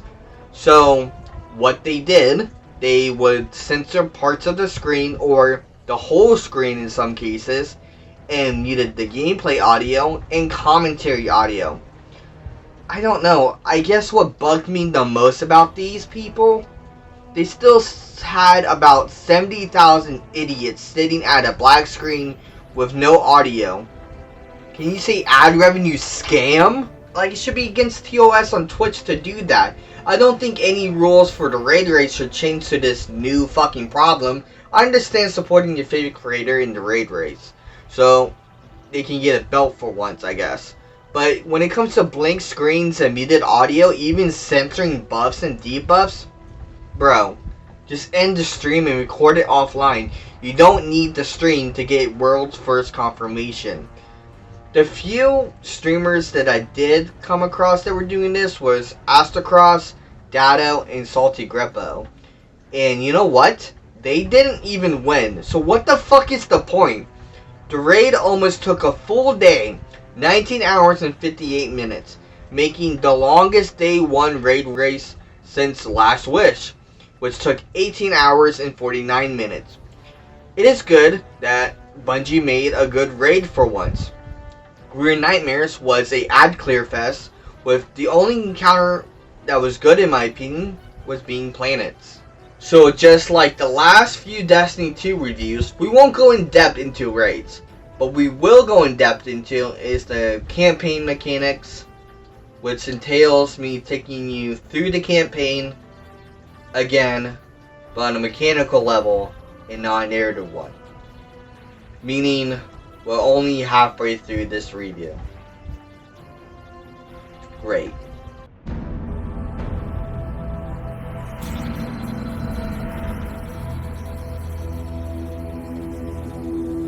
For the most part, the campaign is strictly linear, meaning there's a beginning and an end. With DLCs such as Beyond Light, The Witch Queen, and Lightfall, the story takes place all over the world's destinations.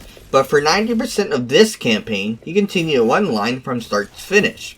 This makes the experience feel like more of a classic Halo campaign, for example.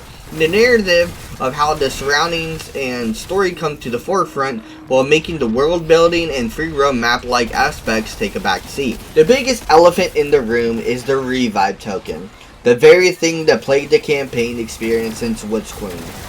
The only change is like 10 seconds added to the wipe timer. Why do they feel like Legendary need to have raid mechanics? That's not the only thing raid like in the fucking campaign. Symbols similar to the Val Disciple raid came into play early in the campaign and stuck around until the second to last boss of the campaign. So it is interesting if you fail to match the symbols, you have to repeat the encounter, painting out the shit gameplay wise, which is bad. But yes, it is good for adding difficulty to the experience. But this is a very, Five Nights at Freddy's like approach, where Legendary redoing encounters is already often enough. There are usually two symbols, meaning taking down two of one the new enemy type, the Subjugator, whose weakness is, ass backwards I guess.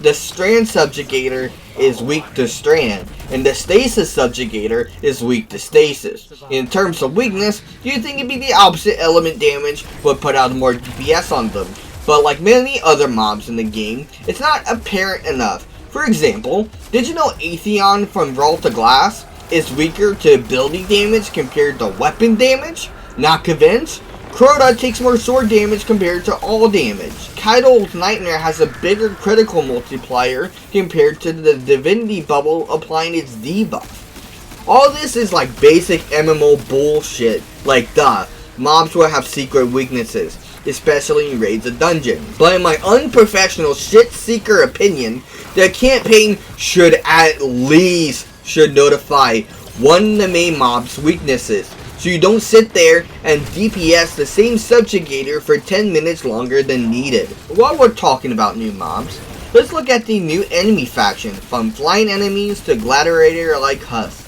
They filled every role of a new faction, but one question remains though. This is a witness-shaped like army. What happens to this faction when there's no witness? You can say that for the Scorn and the Taken as well. I guess you assume they go to the next in charge in terms of darkness, although that's going to be answered in the new episodic story content, which we are omitting from this review. For mission-specific mechanics in the Mission Temptation, you move a dial with Scion energy. In Exegius, you balance light and dark energy. In some instances, there's a sandstorm taking health away. In the Luminality Strike, you dunk Aramkara energy to progress, and for several bosses, you use the Volta Glass Relic to initiate DPS phases. These mechanics are used throughout the campaign and give just enough variety for me not to bat an eye at it. I don't hate it, but I'm not all impressed by it either. This feels like they try to add some extra flavor to this meal. Some lettuce, some tomato. With the story being the meat, you can say Bungie has cooked here. Although minorly.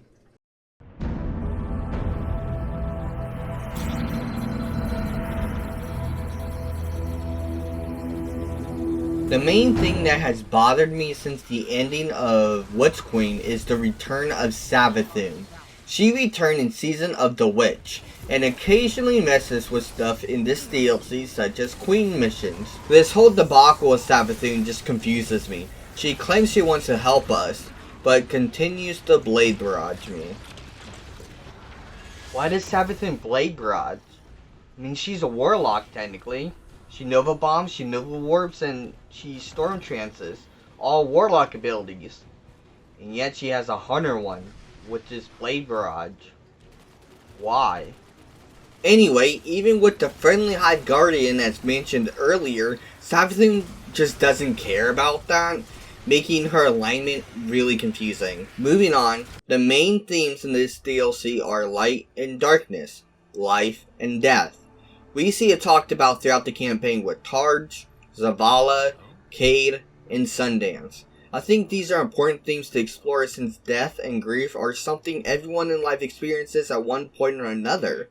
The final shape highlights the good things don't last forever, and that if they don't, fight for the good times to continue and not to lose hope. Once the good things in life do come to an end, then accept it.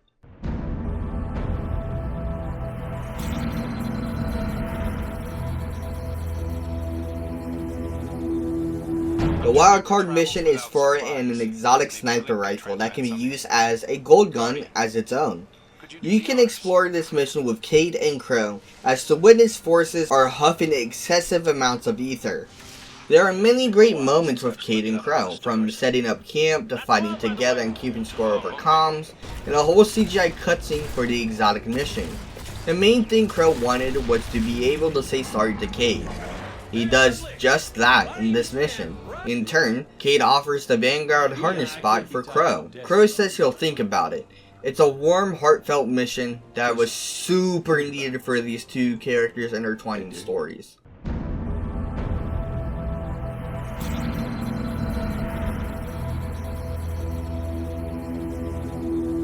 The last thing I want to mention before going into the ending of the final shape is the Prismatic subclass. It's a subclass that takes specific abilities from all other subclasses. Bungie handpicked certain grenades, powered melees, and even supers with the addition of a new super for each class. Just for example, the Hunter gets a teleporting arc knife, and it's great for ad clear and PvP. Throughout the DLC, there will be prismatic shielded enemies which require prismatic ability to break the shield. Now, if I remember correctly, you don't have to have prismatic on to do this. The gauge will build up when damaging the shielded enemy or in a prismatic well, although more slowly. If you have the prismatic subclass on, it does build up a lot faster. I haven't found a build that best fits my playstyle, but you can probably do a lot with prismatic.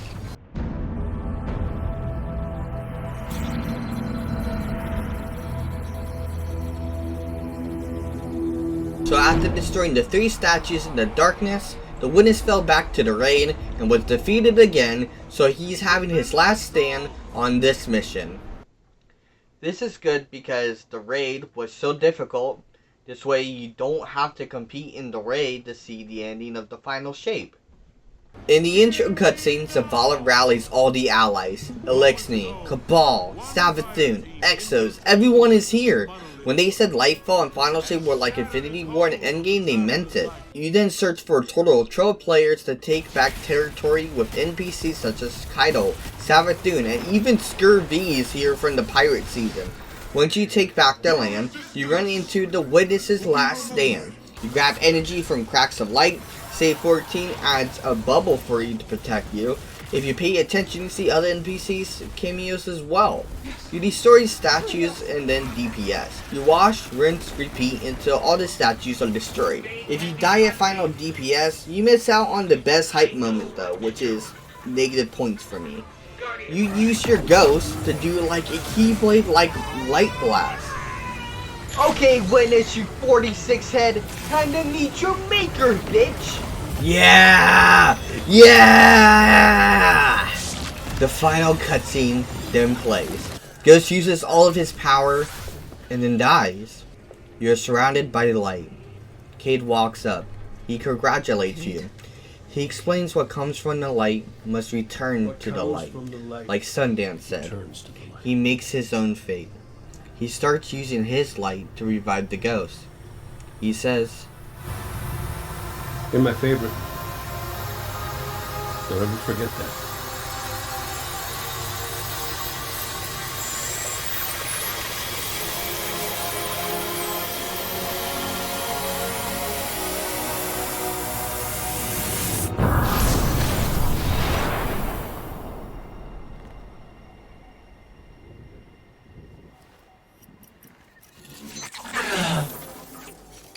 Guardian. There you are.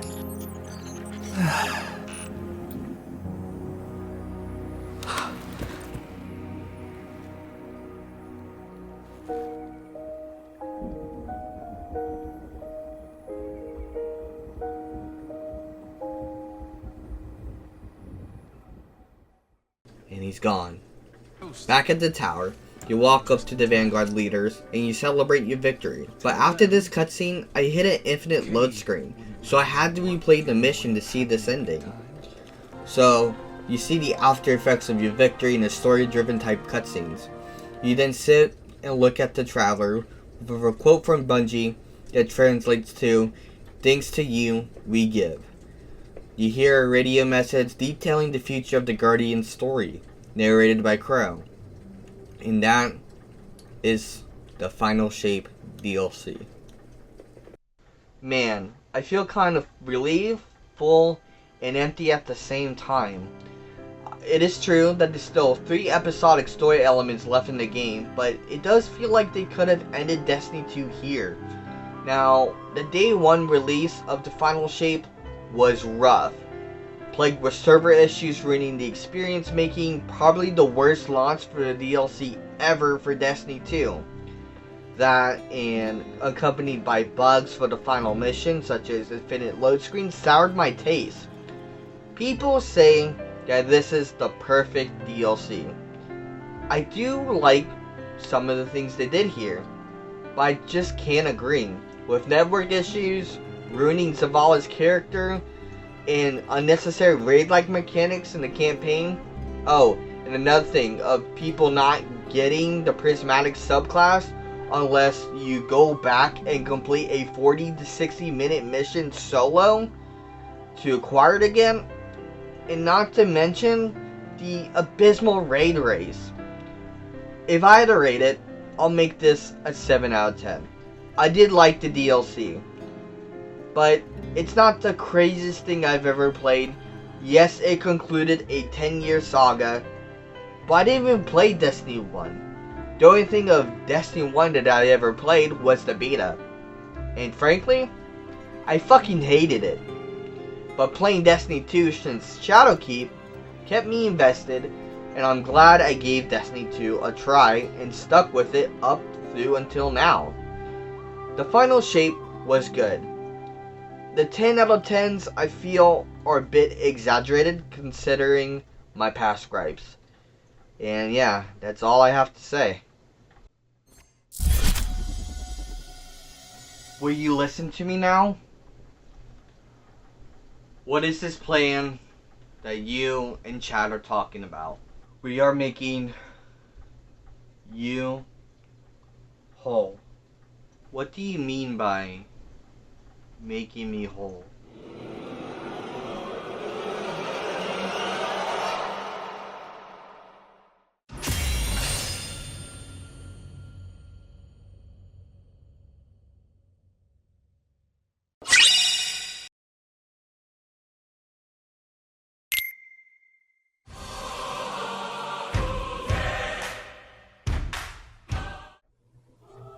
Okay, nerd, do you read me? Roger, loud and clear. Okay, I'm unlocking the multi-dimensional elevator right now. Marineman, this is Tony. When you go through there, it will take us some time to follow you through the dark corridors. We'll hold off Lee as long as we can. Why don't you guys come with me? Are you crazy? With the specifications that I set up, it could end terribly. Prematurely combining our personalities will do more harm than good. It's not just a multi-dimensional elevator anymore. So I'm going in alone. No, Onyx already went through. He says he has something for you to do when you get there. Great. Good luck, Marineman.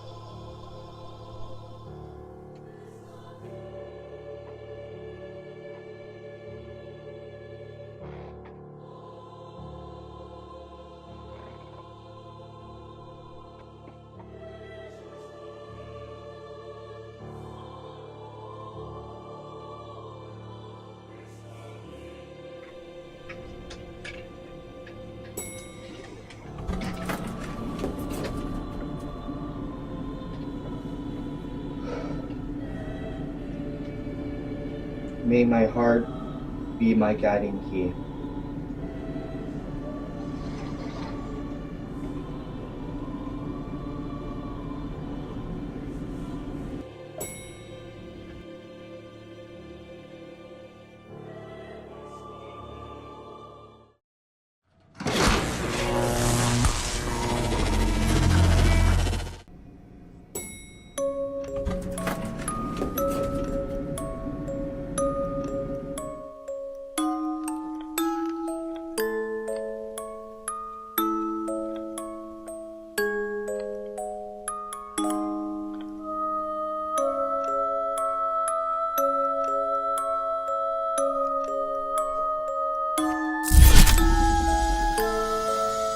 You made it. Yeah. Where are we? A classified timeline. It was the timeline where you, well, us, went to the Keyblade Academy and met Jamie. We could have put you back in the pocket dimension, but I destroyed it. If you remember that. Right, I remember that. What about Jamie? She's with Anthony and Chad. They're trying to distract Lee by saying that Brady went to the dark time pit. And in reality, he did. What? Why? A very important mission. Trust me, a little darkness would do him some good. Wait a minute. Isn't it the dark time pit, the destruction of all things? You know, you said the fall of the Avengers and the Justice League. Yeah, do you remember that? Does that mean Brady is dead? No. He will come back, I assure you. Brady knows the universe that comes to an end. The universe where Lee uses Kingdom Hearts to shape his perfect reality. How long has he known this? Since the Christmas where he went to the pocket dimension. Why would you two keep this from me? You were not ready for the truth. Plus, at that time, we were adversaries. I was fighting Brady, Lee, Jamie, and you all at separate times, but very closely together. So why are you helping me now? You defeated me. And Jamie freed herself from my heart, using the possessed voice and Jamie's memories. Vexen made a replica. It was then I saw the error in my ways. I knew I could not have what I wanted. During all this, with no one to close Kingdom Hearts, the pocket dimension fell to the great dark time pit. Lives were ended, and Brady is there trying to bring some of them back.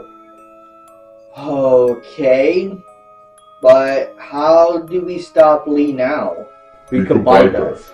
You, me, Chad, Nerd, Tony, and Anthony, and the personality splitter Revolver.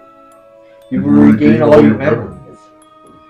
But it won't be that simple. The past just can't be remembered. It must have a trigger. You reviewed Kingdom Hearts 1 and 2 and revisited Destiny 2 once again, making about 3 parts of the hearts linking with 3 of us in the organization. So I gotta review nostalgic games of my childhood to reform my memories? Yes and no. Allow me to elaborate. There are 7 pieces of your heart, which is now in the organizations. Yours, Anthony's, Tony's are secure. The next is mine. Alright, so here's the main question. What game do you have to review to trigger your heart? The game you have to review to secure my heart is Sker Ritual. Yours will be criticizing me. Ours will be criticizing you. Ours will be harder on myself. You'll never know how I truly have felt. Makes you wanna say, this thing really does suck. Makes you wanna say, even things from the past. Makes you wanna say, this is the worst thing I have seen. Makes you wanna say, what the fuck, Marine? What the fuck, Marine? What the fuck, Marine? What the fuck, Marine? What the fuck, Marine? Sker Ritual is an indie game made by about 5 people that was inspired by Call of Duty Zombies, which was a series we reviewed before. The thing is, this isn't Treyarch we're talking about. This game has its own lore and quirks to make it kinda stand on its own. Before we get into any gameplay, let's take a look at the menu. It's very stylized and customizable. You can pick from many backgrounds and main menu songs. They have the Cold War perk upgrade system. The thing is, unlike Cold War, the upgrades only buff perks by percentage and not mechanically. For example, in Cold War, when you upgrade Elemental Pop, it will have the behavior of Electric Cherry from Black Ops 2. None of that type of stuff is here in Sker Ritual, which is very disappointing to say the least. Hell, even a quick revive type perk wasn't in the game in Sker Ritual at launch, making reviving impossible.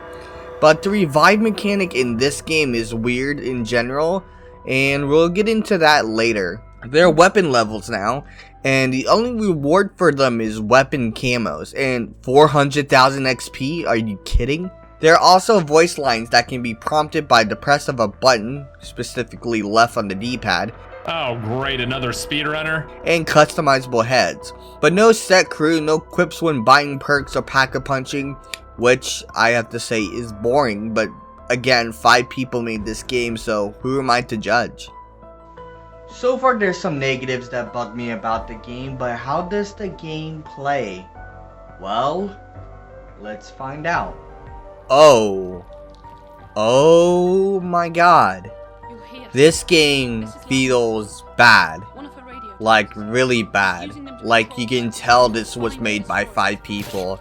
The knifing is awful. It's a swipe instead of a stab with a lunge, making it just bad. There are wall buys, though they take up an entire section of the room. They're like fucking entire vending machines. The double tap perk is in the spawn room, and there's no power to turn on, so you can just buy it. What the fuck is that? That's really lame. And double tap in this game is 1.0, meaning no double damage, it's only fire rate. Within the first few rounds of this map, the Curse of Lavanok, the boss zombie, they are mind controlled cultists, Anyway, a dude named Abraham comes. He's like a George Romero or a cosmonaut type enemy, or maybe the Megaton is more of a accurate description of him. He's not bad the first time, but trust me, after like round 10, he's annoying and beefy. One thing I forgot to mention, there are difficulties. Yeah, it's something very few Treyarch games has, and there are like many difficulties that can be changed in-game in the starting room in each map for the first of 5 so rounds. Moving on, you have to cut power to an electric fence by destroying generators. The path forward leads to a pack-a-punch. Now, ever since Black Ops 3, pack-a-punching multiple times has become a standard thing to extend the gameplay loop. And I think with Black Ops 4, you had to pack-a-punch about 4 times to reach max damage. And in Cold War, you had to pack-a-punch 3 times. And in the most recent iteration of zombies, Modern Warfare Zombies, you had to pack-a-punch 4 times again. So guess how many times in Sker Ritual you have to pack-a-punch to reach max damage?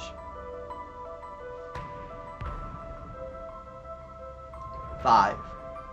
5 fucking times. That's fucking ridiculous. The prices mimic Cold Wars and has the Cold War point system, which is not my favorite. I like Black Ops 3's, and hell, Black Ops 4 point system wasn't terrible, but 90 points per kill and 115 points per crit with no additional points per hit makes pack-a-punching and getting perks a fucking nightmare. And you know what? Speaking of perks, like I said, there was double tap and quick revive was added later. There's also Jug, Stamina, and Speed Cola, and Electric Cherry, which sucks in this game because it comes at the end of the reload, not the beginning. There's a self-res system which works like Who's Who, but instead of reviving yourself, you go to a coffin and hold X. You keep all your perks when you do this, so I kinda like that.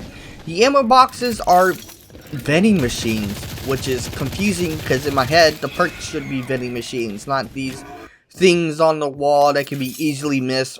The perks didn't even have colors to them in the freaking HUD, so figuring out which perk you had was a nightmare at launch. And may I comment on the trials that go off every round, and if you don't do them you get punished by the cultist getting faster, or another elite zombie or a cultist abomination thing spawning. Oh, and Abomination Abraham at the same time is a fun experience. As fun as having diarrhea on a plane.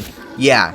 No fun. The first map is okay. Compared to the other 3 launch maps, it's still the best one. Which is ironic because that's how I feel about Kino der Toten and Die Machine for the Black Ops series in their respective games. Before going into the other maps, lightly, the power-ups are interesting to say the least. Triple points instead of double points, Safeguard, which is a damage resistance power-up, Sudden Death is insta-kill, max ammos are the same, but no nuke power-up. Instead, there's infinite ammo, which was a power-up in custom zombies in Black Ops 3. And speaking of things that are lacking, is the alternate ammo types that can be bought at Pack-a-Punch. No, instead they used the system from fucking Vanguard Zombies. In the game I specifically played, it bugged out, meaning I could not get tier 2, 3, and 4 miracles. Like, what were they thinking? having inspiration to make a COD Zombies game is cool and all, but they seem to take inspiration from the worst aspects of past games. The mandatory trials like Advanced Warfare, the Pack-a-Punch system, the Vanguard system with the miracles. Like, what the fuck were they trying to do? The second map is the close quarters in an old hotel. The third map is a literal train wreck, like you play on a wrecked train. And the final launch map is a castle, which would have been cool if it was not for the poor wonder weapon. Like, I can go into details of all the maps, but frankly, for this Zombies game, when you played one map, you kind of played them all. And the variety is not insane like from Black Ops 3, Black Ops 4, hell, even Cold War. The last thing I want to touch upon is the Easter egg quest. They are guided for the first boss fight, and every map has a hardcore unguided Easter egg quest afterward. The Easter eggs are super easy on easy difficulty, but I feel like the health scaling for the cultists is whack on normal difficulty, making you have to pack-a-punch 4 times by round 25. It should be like a pack-a-punch per 10 rounds, meaning at round 10, you pack the first time, and then so on. Which would mean, at round 50, you pack-a-punch the 5th time, because there's 5 fucking pack-a-punches in this game for some fucking reason. It would give you more than enough time to get those points and pack that much. But like I said, the scaling is garbage. On top of the game feeling like it's cheap in the first place. I would rather play Roblox Zombies. Hell yeah, this game feels so much better. Yeah, I was introduced to this COD Zombies-like game mode in Roblox a while ago. They even imported the entirety of their race from World at War, and all 4 original perks are here. Quick Revive Jug, Double Tap 1.0, and Speed Cola. The teleporters work, the pack-a-punches here too, and when I played this game, I got a flamethrower from the mystery box, just like in freaking World at War. Though I died at a low round due to the player being very slow, this felt refreshing to play, not like the cheaply put together Sker ritual. And that's like the hardest thing to explain. Like, how do I explain to you that the game feels cheap? It doesn't look cheap. The graphics look fucking great. And it doesn't mean better graphics mean a better game. So I know saying Roblox Michael Zombies is better than Sker Ritual is a low blow, but hell, that's the truth. You know what? That reminds me, FIFA 3 promoted a game mode in Halo Infinite that was inspired by Call of Duty Zombies, and even put into matchmaking for a couple weeks. Its scaling was horrible. You get lucky to make it around 7, and the gameplay you're seeing here, by the way, I increased the health by double just so I can fucking play it. You have to buy each perk 4 fucking times to get the max benefit from them. The mobs they use are horrible and aren't melee only. Some shoot you like grunts. Like, it's crazy because one of the maps were Noctur, Dora, and Toten. 1-to-1 in Halo Infinite. The perks work similarly to COD perks. Jug, Double Tap 2.0, and Speed Cola is mixed in with Stamina Up, which means less points to spend. It's crazy that Activision didn't bat an eye. Oh, but the moment you put Call of Duty Zombies in Fortnite, it gets taken down. And yes, there are Call of Duty Zombies game modes in Fortnite as well, but as you'd imagine, they play like shit. It's just kind of funny that the phenomena of zombies inspired these experiences, and I can't really knock them for trying. I mean, Black Ops 3 on PC is unplayable without a custom fan-made patch, so custom zombies is just fucked right now. And we got Modern Warfare Z Zombies recently, so when Sker Ritual came and dropped, people flocked because they wanted a new round-based zombies experience. The reasons why I don't want to go into Modern Warfare Zombies is that it's just a spin-off, and for the most part, it's experimental. It was the natural progression of what Outbreak was in Cold War, and Modern Warfare Z is just extraction mode like DMZ from Modern Warfare 2, 2022. So, my final thoughts on the state of zombies as a whole is we just gotta wait for Black Ops 6, which, you know what, if you're in the community, you can tell it's already polarizing the community as we speak with just the HUD and the Liberty Falls map, which is a bonus map. It's just kind of insane. So, yeah, I guess that's all I have to say about this.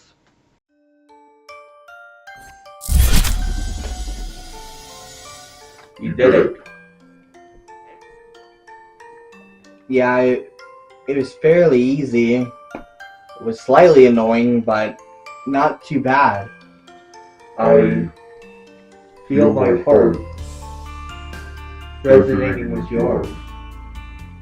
I feel it too. Feel your sorrow, the pain, the regrets. What else do you know about Jamie that I don't? I know a lot. I know Tony went to the Keyblade Academy and met her on the transport there. He became infatuated. Then, as you know, he tried destroying himself simply because Jamie didn't feel the same. I have many questions, but I guess my main one is, how were we created? You told me before that Tony's self-destruction led to nobody being created, which was you. Correct. What created the organization was the personality splitter revolver, the PSR. One of these were created by the works of Anson the Wise and a well-known scientific doctor, Edward Richtofen. Well, wait a minute. Richtofen? Where's Richtofen now?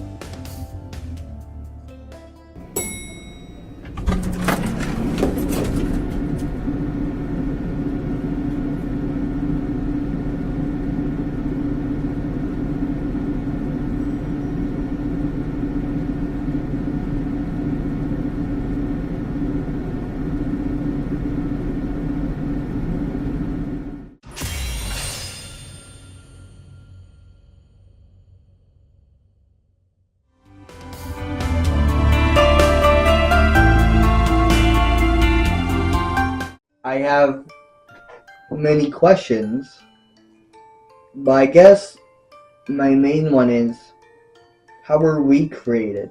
You told me before that Tony's self-destruction led to nobody being created, which was you. Correct. What created the organization was the personality splitter revolver, the PSR. One of these were created by the works of Anson the Wise and a well-known scientific doctor, Edward Richtofen. Well, wait a minute. Richtofen? Where's Richtofen now? We can answer that one. Brady? Quentin? And look, a quick trip to the dark time pit and look who I found. All these years. That's where you've been? It's a long story. It was Halloween 2020, 4 years ago. I went to get Peyton from work. I usually just walk there, but as I left my front porch, then walked down the street, I soon noticed a figure following me. He was wearing a bag, so I couldn't see his face. He had a knife and I ran, but he was too fast. Before I knew it, he was in front of me. Next thing I know, I was laying on the ground. I had this accent and Brady walked up to me. He said that if I was there, I was dead. Quentin, you were in the dark time pit for 4 years. That doesn't explain your accent of where Richtofen is. After Brady found me, he went into Edward Richtofen, claiming he could get us back to the realm of light, the multi-dimensional elevator. He could be with us if it didn't malfunction. It somehow combined Quentin's and Edward's heart. Don't ask me, buddy. That fool! He may put our entire operation in jeopardy. The personality splitter revolver was only coded to deal with Tony's personality. Look, it wasn't my fault. I was clearly lied to. I mean, to be frank, he didn't know the nerd we did it. Well, now what? Am I going to be German forever? I got an idea. What if we do the same for Quentin as the organization's been doing for me? We review a game to connect Quentin's heart, or maybe even connect Richtofen's heart. Connected to what? A replica. Actually. Marineman, you genius, that's perfect. What game are we going to review? I'm gonna need to make some room on my Xbox.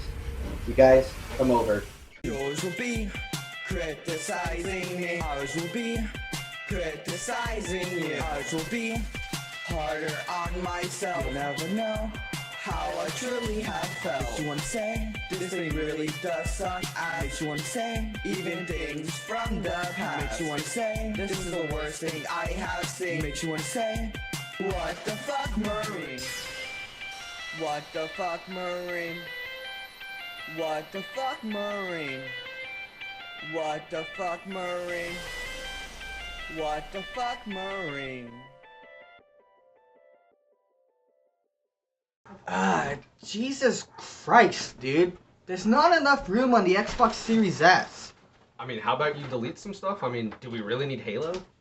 I mean, no, but think about it. What about download times, bro? I mean, yeah, but what game is it? You never even told us. No. Modern Warfare Zombies. It's a 200 gigabyte game. Do you want to get back to normal or what? I mean, how do we know this will even work? Like... I don't know. The organization tells me to do this shit all the fucking time, so I figure it will work for Quentin. Hey, I'm going to be stuck like this forever. Look, this will work. You two calm the fuck down and trust me. I can't believe you trust them. Look, I don't care if I don't trust them, or if you don't trust them either. I'm just gonna fucking do it. We're gonna review this game, and we're gonna get back to fucking normal. So, Modern Warfare Zombies. And yes, I know what I said last episode, that I wouldn't be reviewing this game. But, you know what? Quentin's freaking life is at stake, so I guess I should do this. Anyways, I've been waiting for this since Modern Warfare 2009. But all we got for years was Spec Ops and Survival for the third modes from Modern Warfare. Now, when I heard Treyarch was making a mode, and it was a Zombies mode, I was ecstatic. Modern Warfare 3 2023 was a joint effort by all three COD developers, or at least the main ones: Sledgehammer, Infinity Ward, and Treyarch. Each had their own roles, and luckily for us, Treyarch came to make the first ever open world Zombies, which sounds great on paper. I wanted this since the conception of Call of Duty Zombies, but what was concerning is that they were taking elements from DMZ, the extraction shooter mode from Warzone from Modern Warfare 2 2022. This means this open world Zombies is an experimental extraction shooter developed by Treyarch in the first 3/4 of development, and then handing it over to Sledgehammer for the rest of development. What was another concern of mine was the fact that there was an active enemy faction with the likes of Omega from Cold War, but instead of Omega, it was Zakhaev's son's mercenary group. Also, Soap from the campaign is directly involved in this, which means he's never mentioned any of this to Ghost or Captain Price, which is crazy. You know, this is a crazy secret to keep from them. But the reason the enemy faction is concerning is because they are an active force on the map, which was revealed soon before release. This means along with zombies, there are people who are going to shoot you, and the zombies too, but that's still not good. But before we go directly into gameplay, as always, let's dive deep into the menus. There's acquisitions, meaning these are the things that can be brought into your game and that you can acquire in-game and extract with.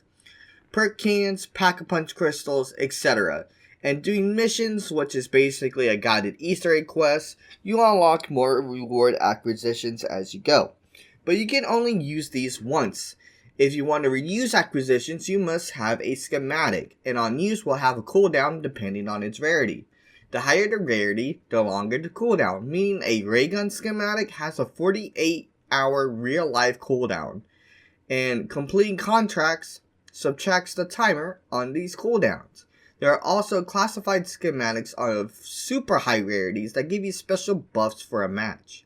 If you have completed a number of contracts, it will give you a streak that will reward you on discounts of perks, started with up to 5,000 points for a free Pack-a-Punch for tier 1, and a discount on Pack-a-Punch in general. Now, the loot you get can be shared up to 3 operators, and the streak is specific to that operator, but unless you buy a bundle or 2, you can only have 3 operators. My operator that is maxed out with its highest streak of, I think 103 when I was recording this, is ironically Nicki Minaj. Yeah. Nicki Minaj? Gooner! Look, I wanted to kill zombies in style, don't fucking judge me. Style.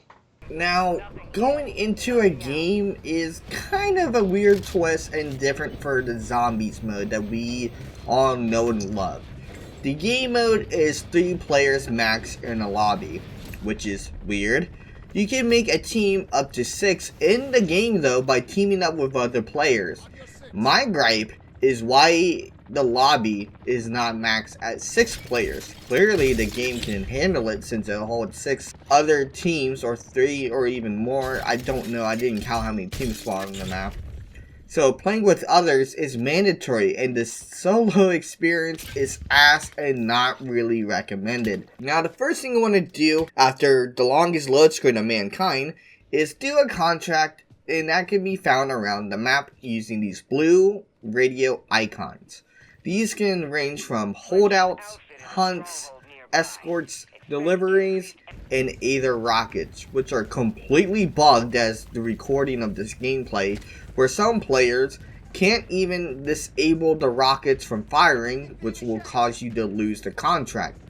Anyways, other than the fucking game-breaking bugs, there are only a handful of these contracts, and they tier up as you go up to different tiers of the areas of the open world zombies, and each contract gives you points. Speaking of points, remember Black Ops 3, the point system gave you 10 points per hit and 60 points per kill? In Cold War is 90 points per kill and 115 points per crit. Now, once again, I will ask you, how many points do you think you get in Modern Warfare Z when killing a zombie? 10. 10 fucking points. I wish I was on Black Ops 3. I wish I was back to normal. We gotta come back, bro. We gotta keep playing this game. The points isn't the only thing that works different in this game. The perks don't have their upgrades from Cold War, meaning no fall damage negation other than flopping with PhD, no last wish from Jug or quick revive, no electric cherry from elemental pop, no fight for your life for tombstone or quick revive. These are just base perks. Plain, simple, Black Ops 1 and World at War styled, freaking Black Ops 2 styled perks. There's nothing to them. They are just plain and boring. I'm so distraught over this, as the perks just overall just feel so weak compared to what we have in the previous game's iteration. And listen to this as a side note. The upgrades are not returning to Black Ops 6 in the style of Cold War, but that's a conversation for another time. And when I mean another time, it may be sooner than later. Now, after doing some contracts and pack-a-punching for the first time, you can go into Tier 2 area. So that means harder contracts and better rewards, supposedly. Most of the time you may get a perk can, or a green or blue aether troll that increases your weapon's rarity to that color. Now, this was in Cold War, and when I mean this was in Cold War, I mean like the weapon rarity part. But it was easier to do this as you had an armor station that can upgrade your gun using salvage. But here, though, you just gotta get lucky for a drop of an aether tool or earn a schematic for aether tools. Which is stupid. Why is there no salvage and no armor stations? Why are their perks so weak? Why is there a time limit in zombies? Yeah, it's about a 40-minute match, and then you extract, meaning you lose everything. Your pack-a-punch weapons, any wonder weapons you have in your hand, your weapons rarities, your perks. Oh, if you have a monkey bomb though, and you have that equipped, you keep that. Thanks, I guess. Going into Tier 3 is kind of impossible unless you have hella schematics, because working up to Tier 3 in the time limit is just frankly, once again, impossible. And with Pack-a-Punch 3 weapons, you are still too weak in my opinion. And as I said in the Sker review last time, there is a 4th pack, and apparently after watching a Dalek JD and a Milo video, I heard there's even a 5th pack, but not available in the overworld. So the top tier that you can get to in the overworld is Tier 3. So I don't know how you can even achieve these without going to the Dark Aether and having another time limit within the Dark Aether. So anyways, going back to the rewards and shit, Tier 3 rewards are shit as well. Everything here is just so underwhelming. I can't believe this. I can't fucking believe this. This is ass. It's shit. It's like, the worst part of it is that we only scratched the surface. This isn't gonna end well for us. Look, why don't we retain focus? I'm sure the game is not all that bad. Trust me, I'm a doctor.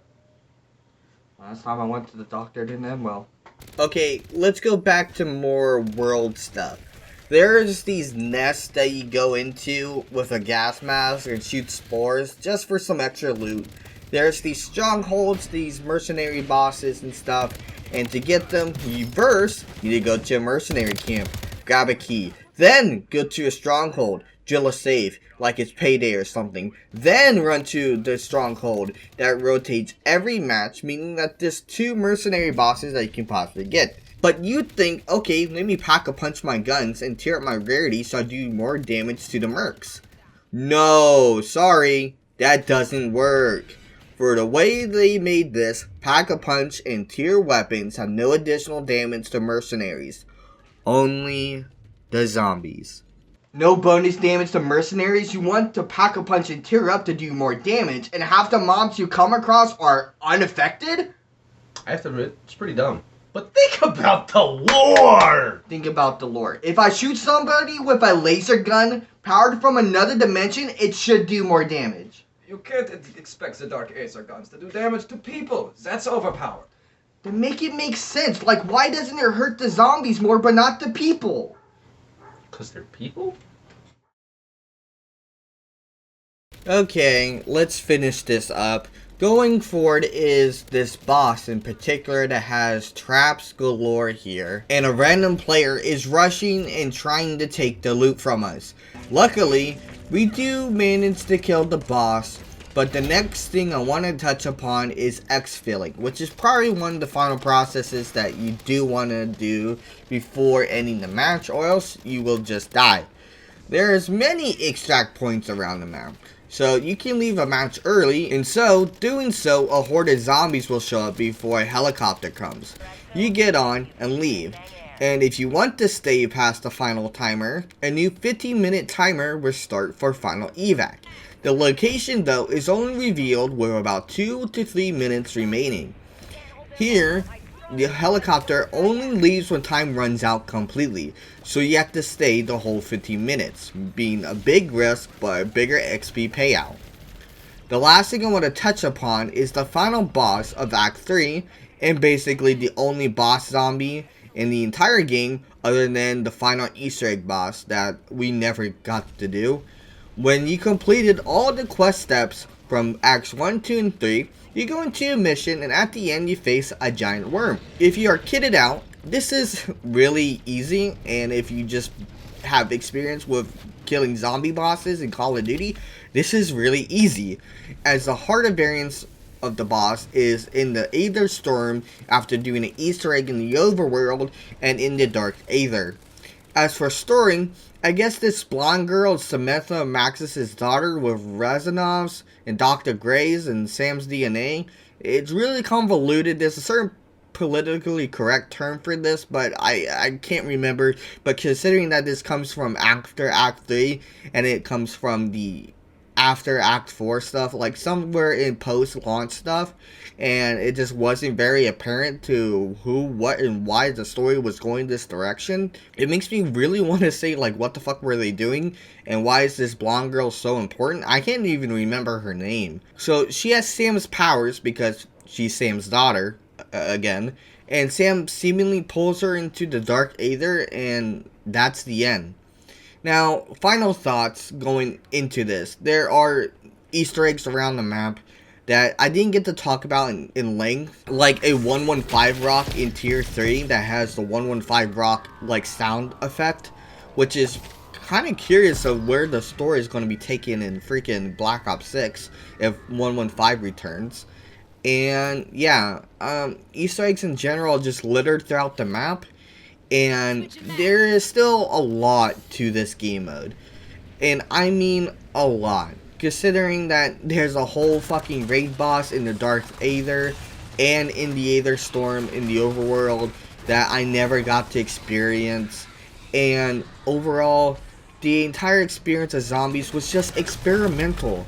But it just wasn't what we needed. What we needed was round base, and what we needed was traditional zombies with traditional upgrade systems. But again, Black Ops 6 was the next game, so I guess we'll get into that. So overall, Modern Warfare Zombies, I give it a 5 out of 10. Invading, I know. Well, at least it was better than Vanguard. my chest. It feels. Is that normal? Bye.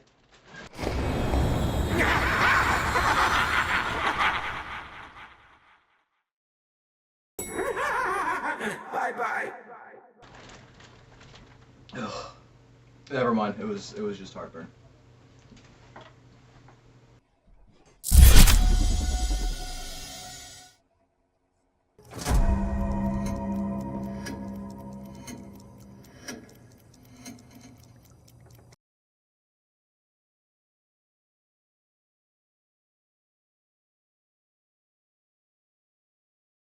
Marineman, Marineman, Marineman. You managed to save your friends only momentarily. What do you mean? I'm going to give you a choice. I managed to split this reality with the power of Kingdom Hearts, temporarily wiping you and the rest of the organization out of existence. You're dead. They don't even acknowledge me. They don't remember you, or frankly, anyone else in the organization. What do you want? What do I want? I want your friends dead. Send them through the multi-dimensional elevator. It's not the multi-dimensional elevator more. It's the PSR. It's only coded for the organization members, the Tonys. What's going to happen to them? Since they used the revolver before, it has become unstable. Anyone who uses it now will perish that isn't a Tony. You have a choice. Sacrifice you, the organization, and the rest of the universe and the reality as you know it, or your friends. I'll give you a second. And what is the mantra? Let me think back to Life is Strange 1. Oh yeah, always sacrifice Arcadia Bay. Will that mantra hold up now? I'm not quite sure. So what will it be, Marineman? The universe? Or your friends?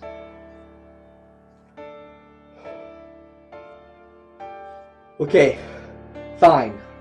I'll do it. If it means saving the world. Lovely choice.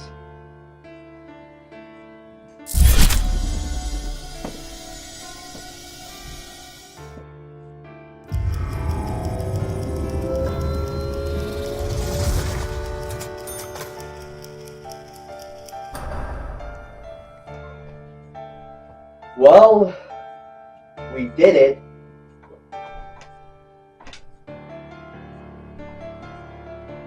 What? It's a long story. Basically, you guys need to go home. We just got here. I understand, but No, it's actually a really good time. Hey, the best day all works. We should probably. I think you just should probably get out. I think your hate sense. Oh, I'm sorry about that. We can just. But you fucking hate this. Why does it speak? Fuck you. Kick this out.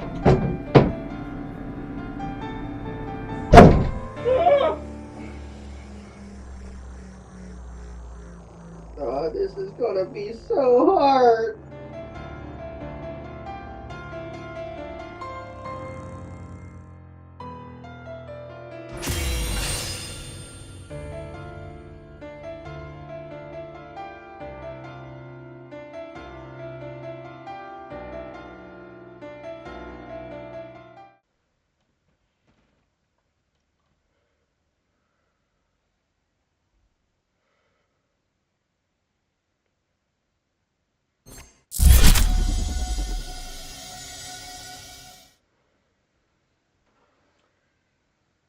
Look at him.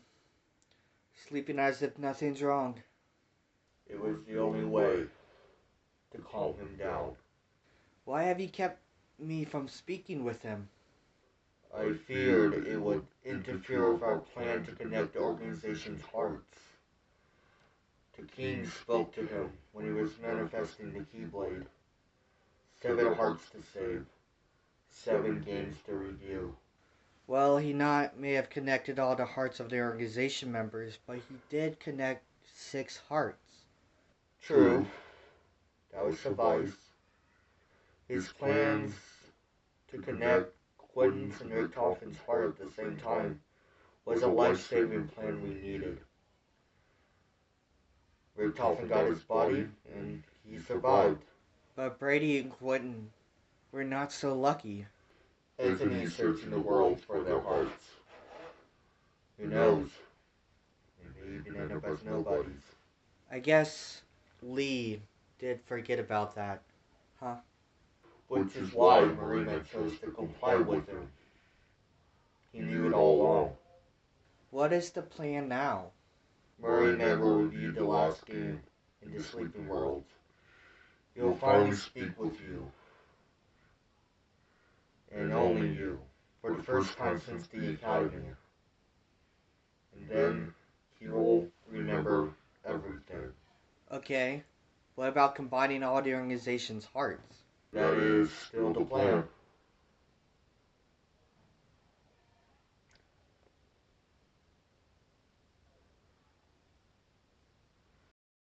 How do you feel about it?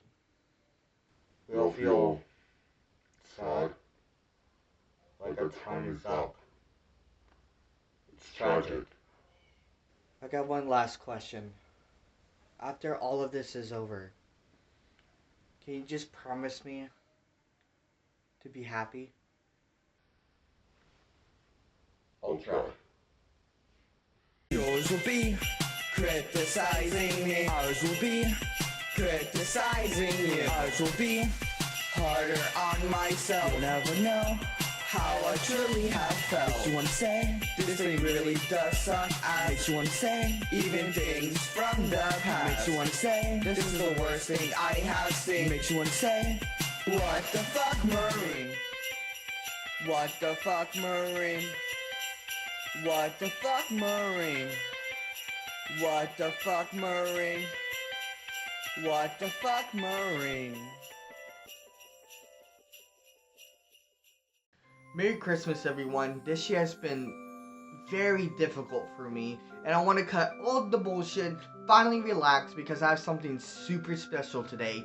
We're reviewing Black Ops 6 Zombies to keep up with the unexpected zombies reviewing marathon we've been doing. Now, there's a lot to digest here, 3 full map experiences, 100 plus augments to grind through, and an actually okay camera grind. On top of that, like, we waited 4 years for a new Black Ops experience, and we're finally getting it. I'm actually so excited.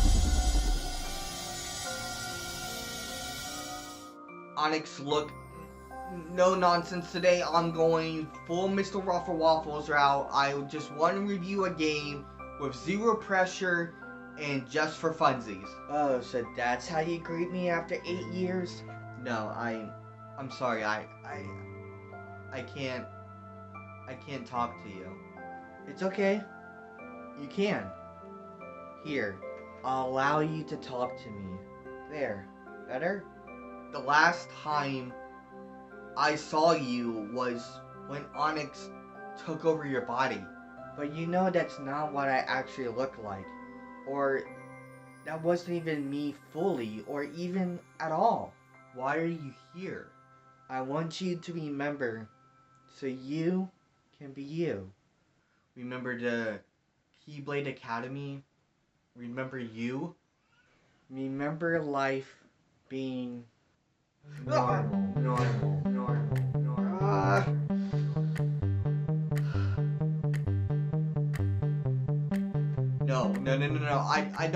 I don't want to remember that.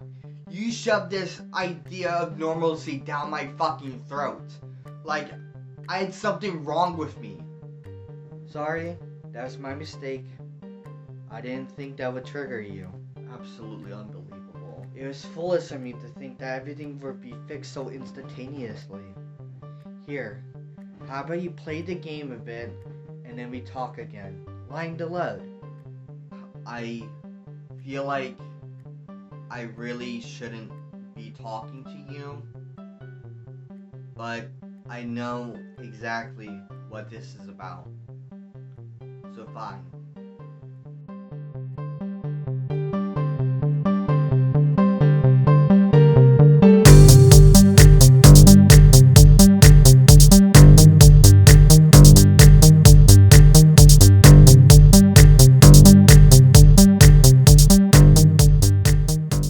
Call of Duty Black Ops 6 Zombies. Crazy to think there's been so many entries of mainline zombies games. 7 if you include World at War.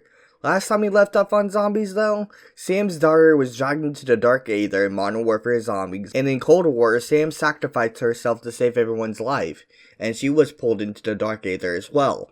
Now Weaver, Dr. Gray, Carver, and the new character Maya team up to fight again to stop the zombie apocalypse, and trying to find a way to return Sam to the land of the living. There's a lot to break down. Gameplay, story, map elements, and a war against AI with voice actors that I have a strong opinion about. So without further ado, let's finally jump into Black Ops 6 Zombies. As always, let's start with the menus. First, loadouts are back. You start with 2 weapons now, a gun and a melee weapon. In game, you would hold down the right stick to pull out a dedicated melee weapon, a knife, a bat, a drill, okay? The main thing you notice is that Gubblegums are back, but heavily nerfed from the Black Ops 3 counterparts. The longest most of them run for is like 3 minutes. They used to last rounds, but they figured if you had something like near-death experience, you would use it infinitely in boss fights. Now, that's not the case, as it only lasts 3 minutes, like I said, but in game, you start with 3 of them automatically, which also means that you can hold up to 3 of them, so you can mix and match like double points, profit sharing, and temporary gift to get the powerful 1 to 3 minute point earning rush. So there's synergy with the Gobblegums, so they thought let's try to add synergy with the augment upgrades with the perks and field upgrades. And I have to say upgrades one more time, I'm gonna fucking punch the TV. There are 21 things to upgrade, 9 perks, 6 ammo mods, and 6 field upgrades. There are 3 minors and 3 majors per item, which means there are a whopping 126 upgrades to grind through. And I do mean grind. It took a whole 2 months and 6 prestiges to get all launch augments, which in the first week alone I had 2.5 days played in zombies. So that shows that this game sucks your life away. The sad thing is none of these things really synergize all that much. Maybe Frenzy Guard with Jug and Melee Macchiato, a new melee buffing perk, for Swords and Citadel Dead More. But I haven't seen any major mind-blowing builds with these like you would see in a game like, I don't know, Borderlands. Also, forcing you to choose between faster ADS movement and immunity to fall damage to stamina up is really lame, since you could have both of these in Cold War. So what they did, they took away features and added them in upgrades. Look at Quick Revive. What do you mean Dying Wish is now on Quick Revive and only works 3 times a match? Choices like this makes me ask, what were they thinking? So overall, I prefer the Cold War system, but if you built your strength from the bottom up here in Black Ops 6, it feels like they wanted to, again, nerf a player after introducing a system that was so overpowered in the first place, so they nerfed it. So something like Gobblegums to Elixirs from Black Ops 3 to 4, and you know, that just kind of sucks. But you know what doesn't suck? The gameplay. As I'm writing this, I completed every Easter egg quest in the game so far, which has never happened before. Liberty Falls is a small town newly overrun with a dimension breach from Sam and the new Dr. Panos. In this intro sequence, Rick Toppin, which in Cold War was revealed to be their director of Requiem, started a new thing called Project Janus. To do something, maybe to bring Sam back for his purposes, but it was his fault that she's in the Dark Aether in the first place, so I don't know. Sam pulls him into the Dark Aether. In Terminus, you play as the dedicated crew to escape the prison island, thanks to Rick Toppin fucking putting you in jail cells.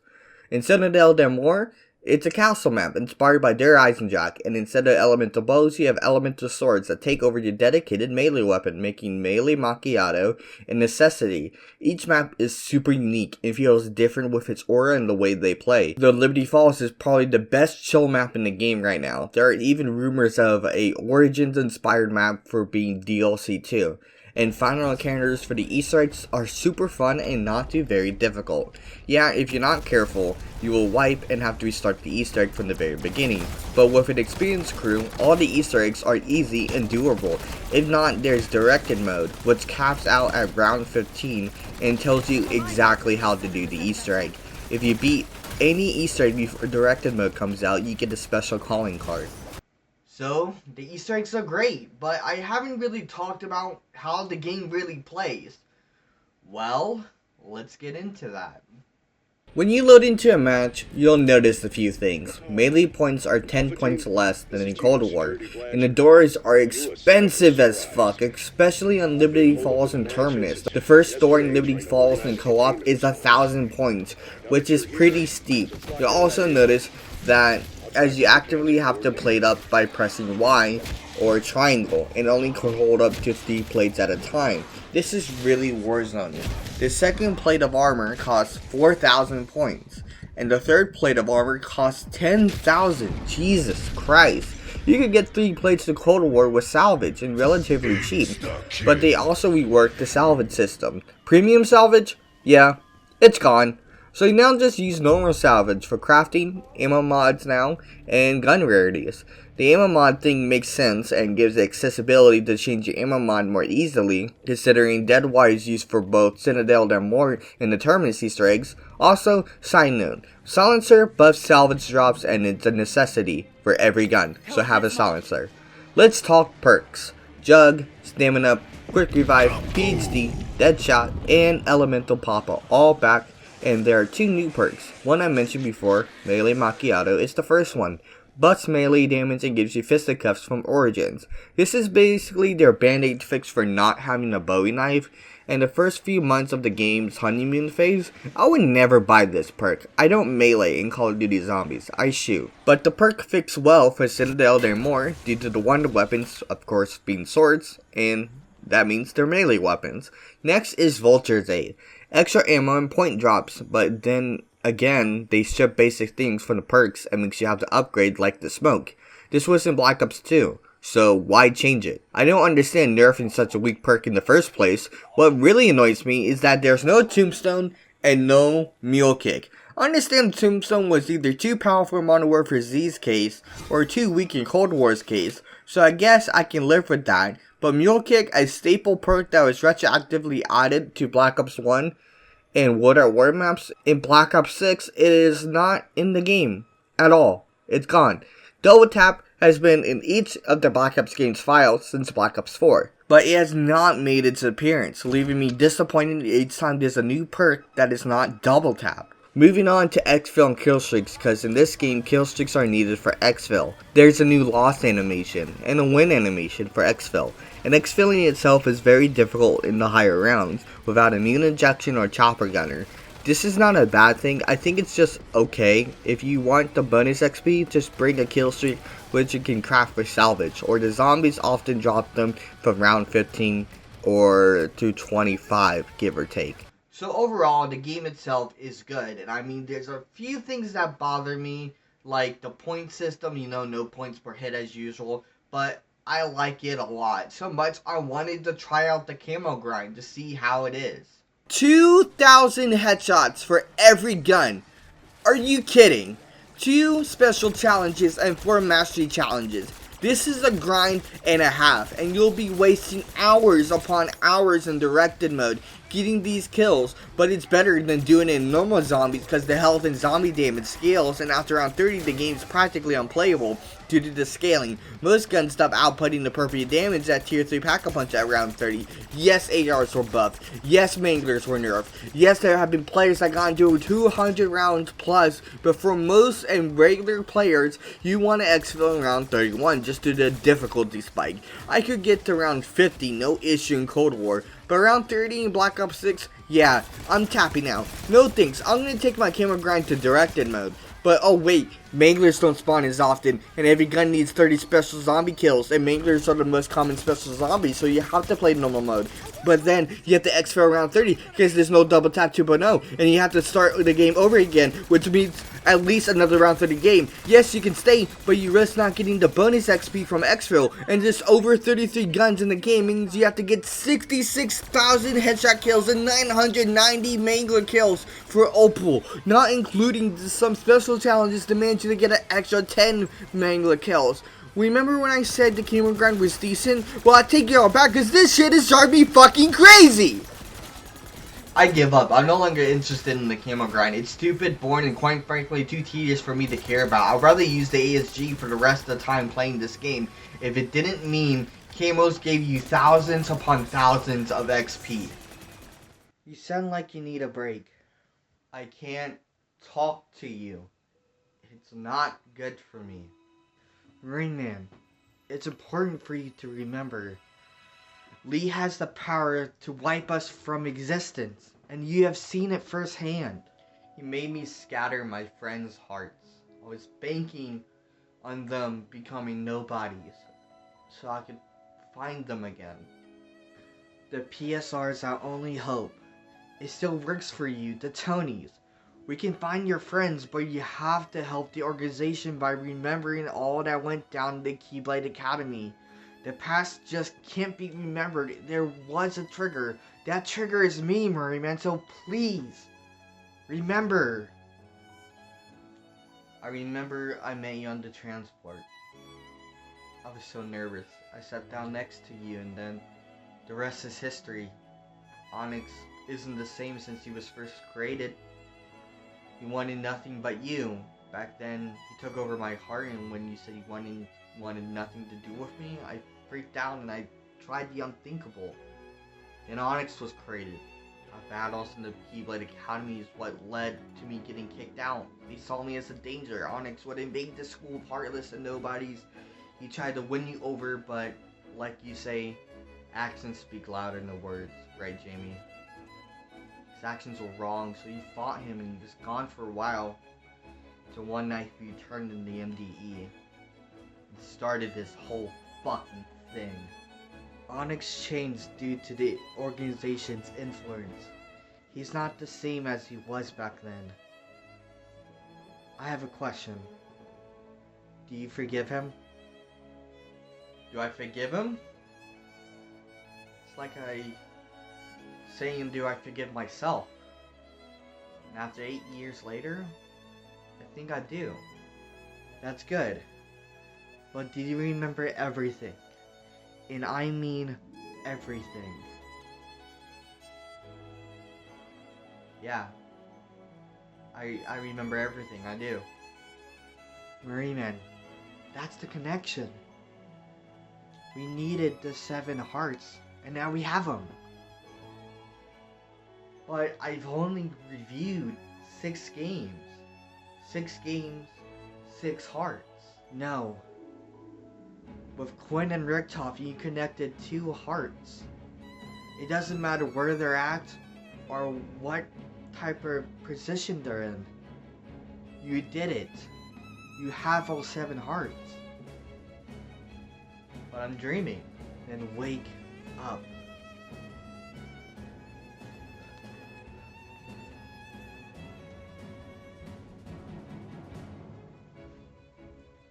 Well, now what? Now you finished the review.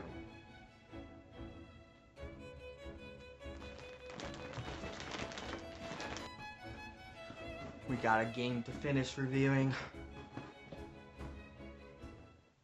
A tedious camo grind, decent gameplay loop, and good maps. Like I explained in the camo segment, round 30 is almost unplayable, especially on Liberty Falls for 3+ players. The Abomination Mangler spawns needs further nerfing. Also, seemingly after Citadel Del More came out, the zombie density has increased. See, since this is a online only game, at round 30, zombie numbers cap at 255, so they decided, let's change one or maybe a handful of zombies at a time into Manglers or Abominations, which leads into a clusterfuck of special and elite zombies. So, that sucks, but the game being online all the time sucks too. They did this to stream textures to the player, which yeah, the textures always render in all the time, but hurts the game in other aspects, which means this game has an end date. It will be taken offline for good and will be unplayable at some point. And think about it. If they do this every year for every COD, think how much stress the servers will have. It's not practical for a yearly release game like Call of Duty. Another thing, I wish there was a map creator for console would come out for zombies. It's been since Black Ops 3 since we had custom zombies, and a good way to return this to the series is a dedicated forage mode for zombies, and hell, throw in multiplayer, and have featured playlists for them where you can earn XP on them and balance the experience with leveling experience.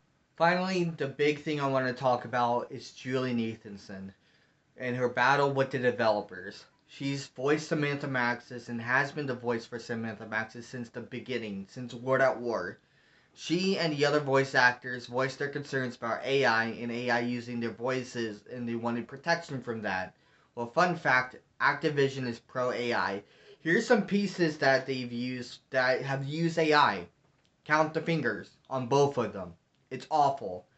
It's apparent that Activision has embraced an AI creating streamline where the devs have become more lazy in putting out AI slop. So when Julie spoke up about this, they took her out of the game, fired her, and replaced every single voice line that she recorded in the game with someone else far worse and inexperienced. Here's some examples. Strauss? Oscar Strauss? Or the others with you? Strauss? Oscar Strauss? Are the others with you? You are speaking with the Synaptic Algorithm Module.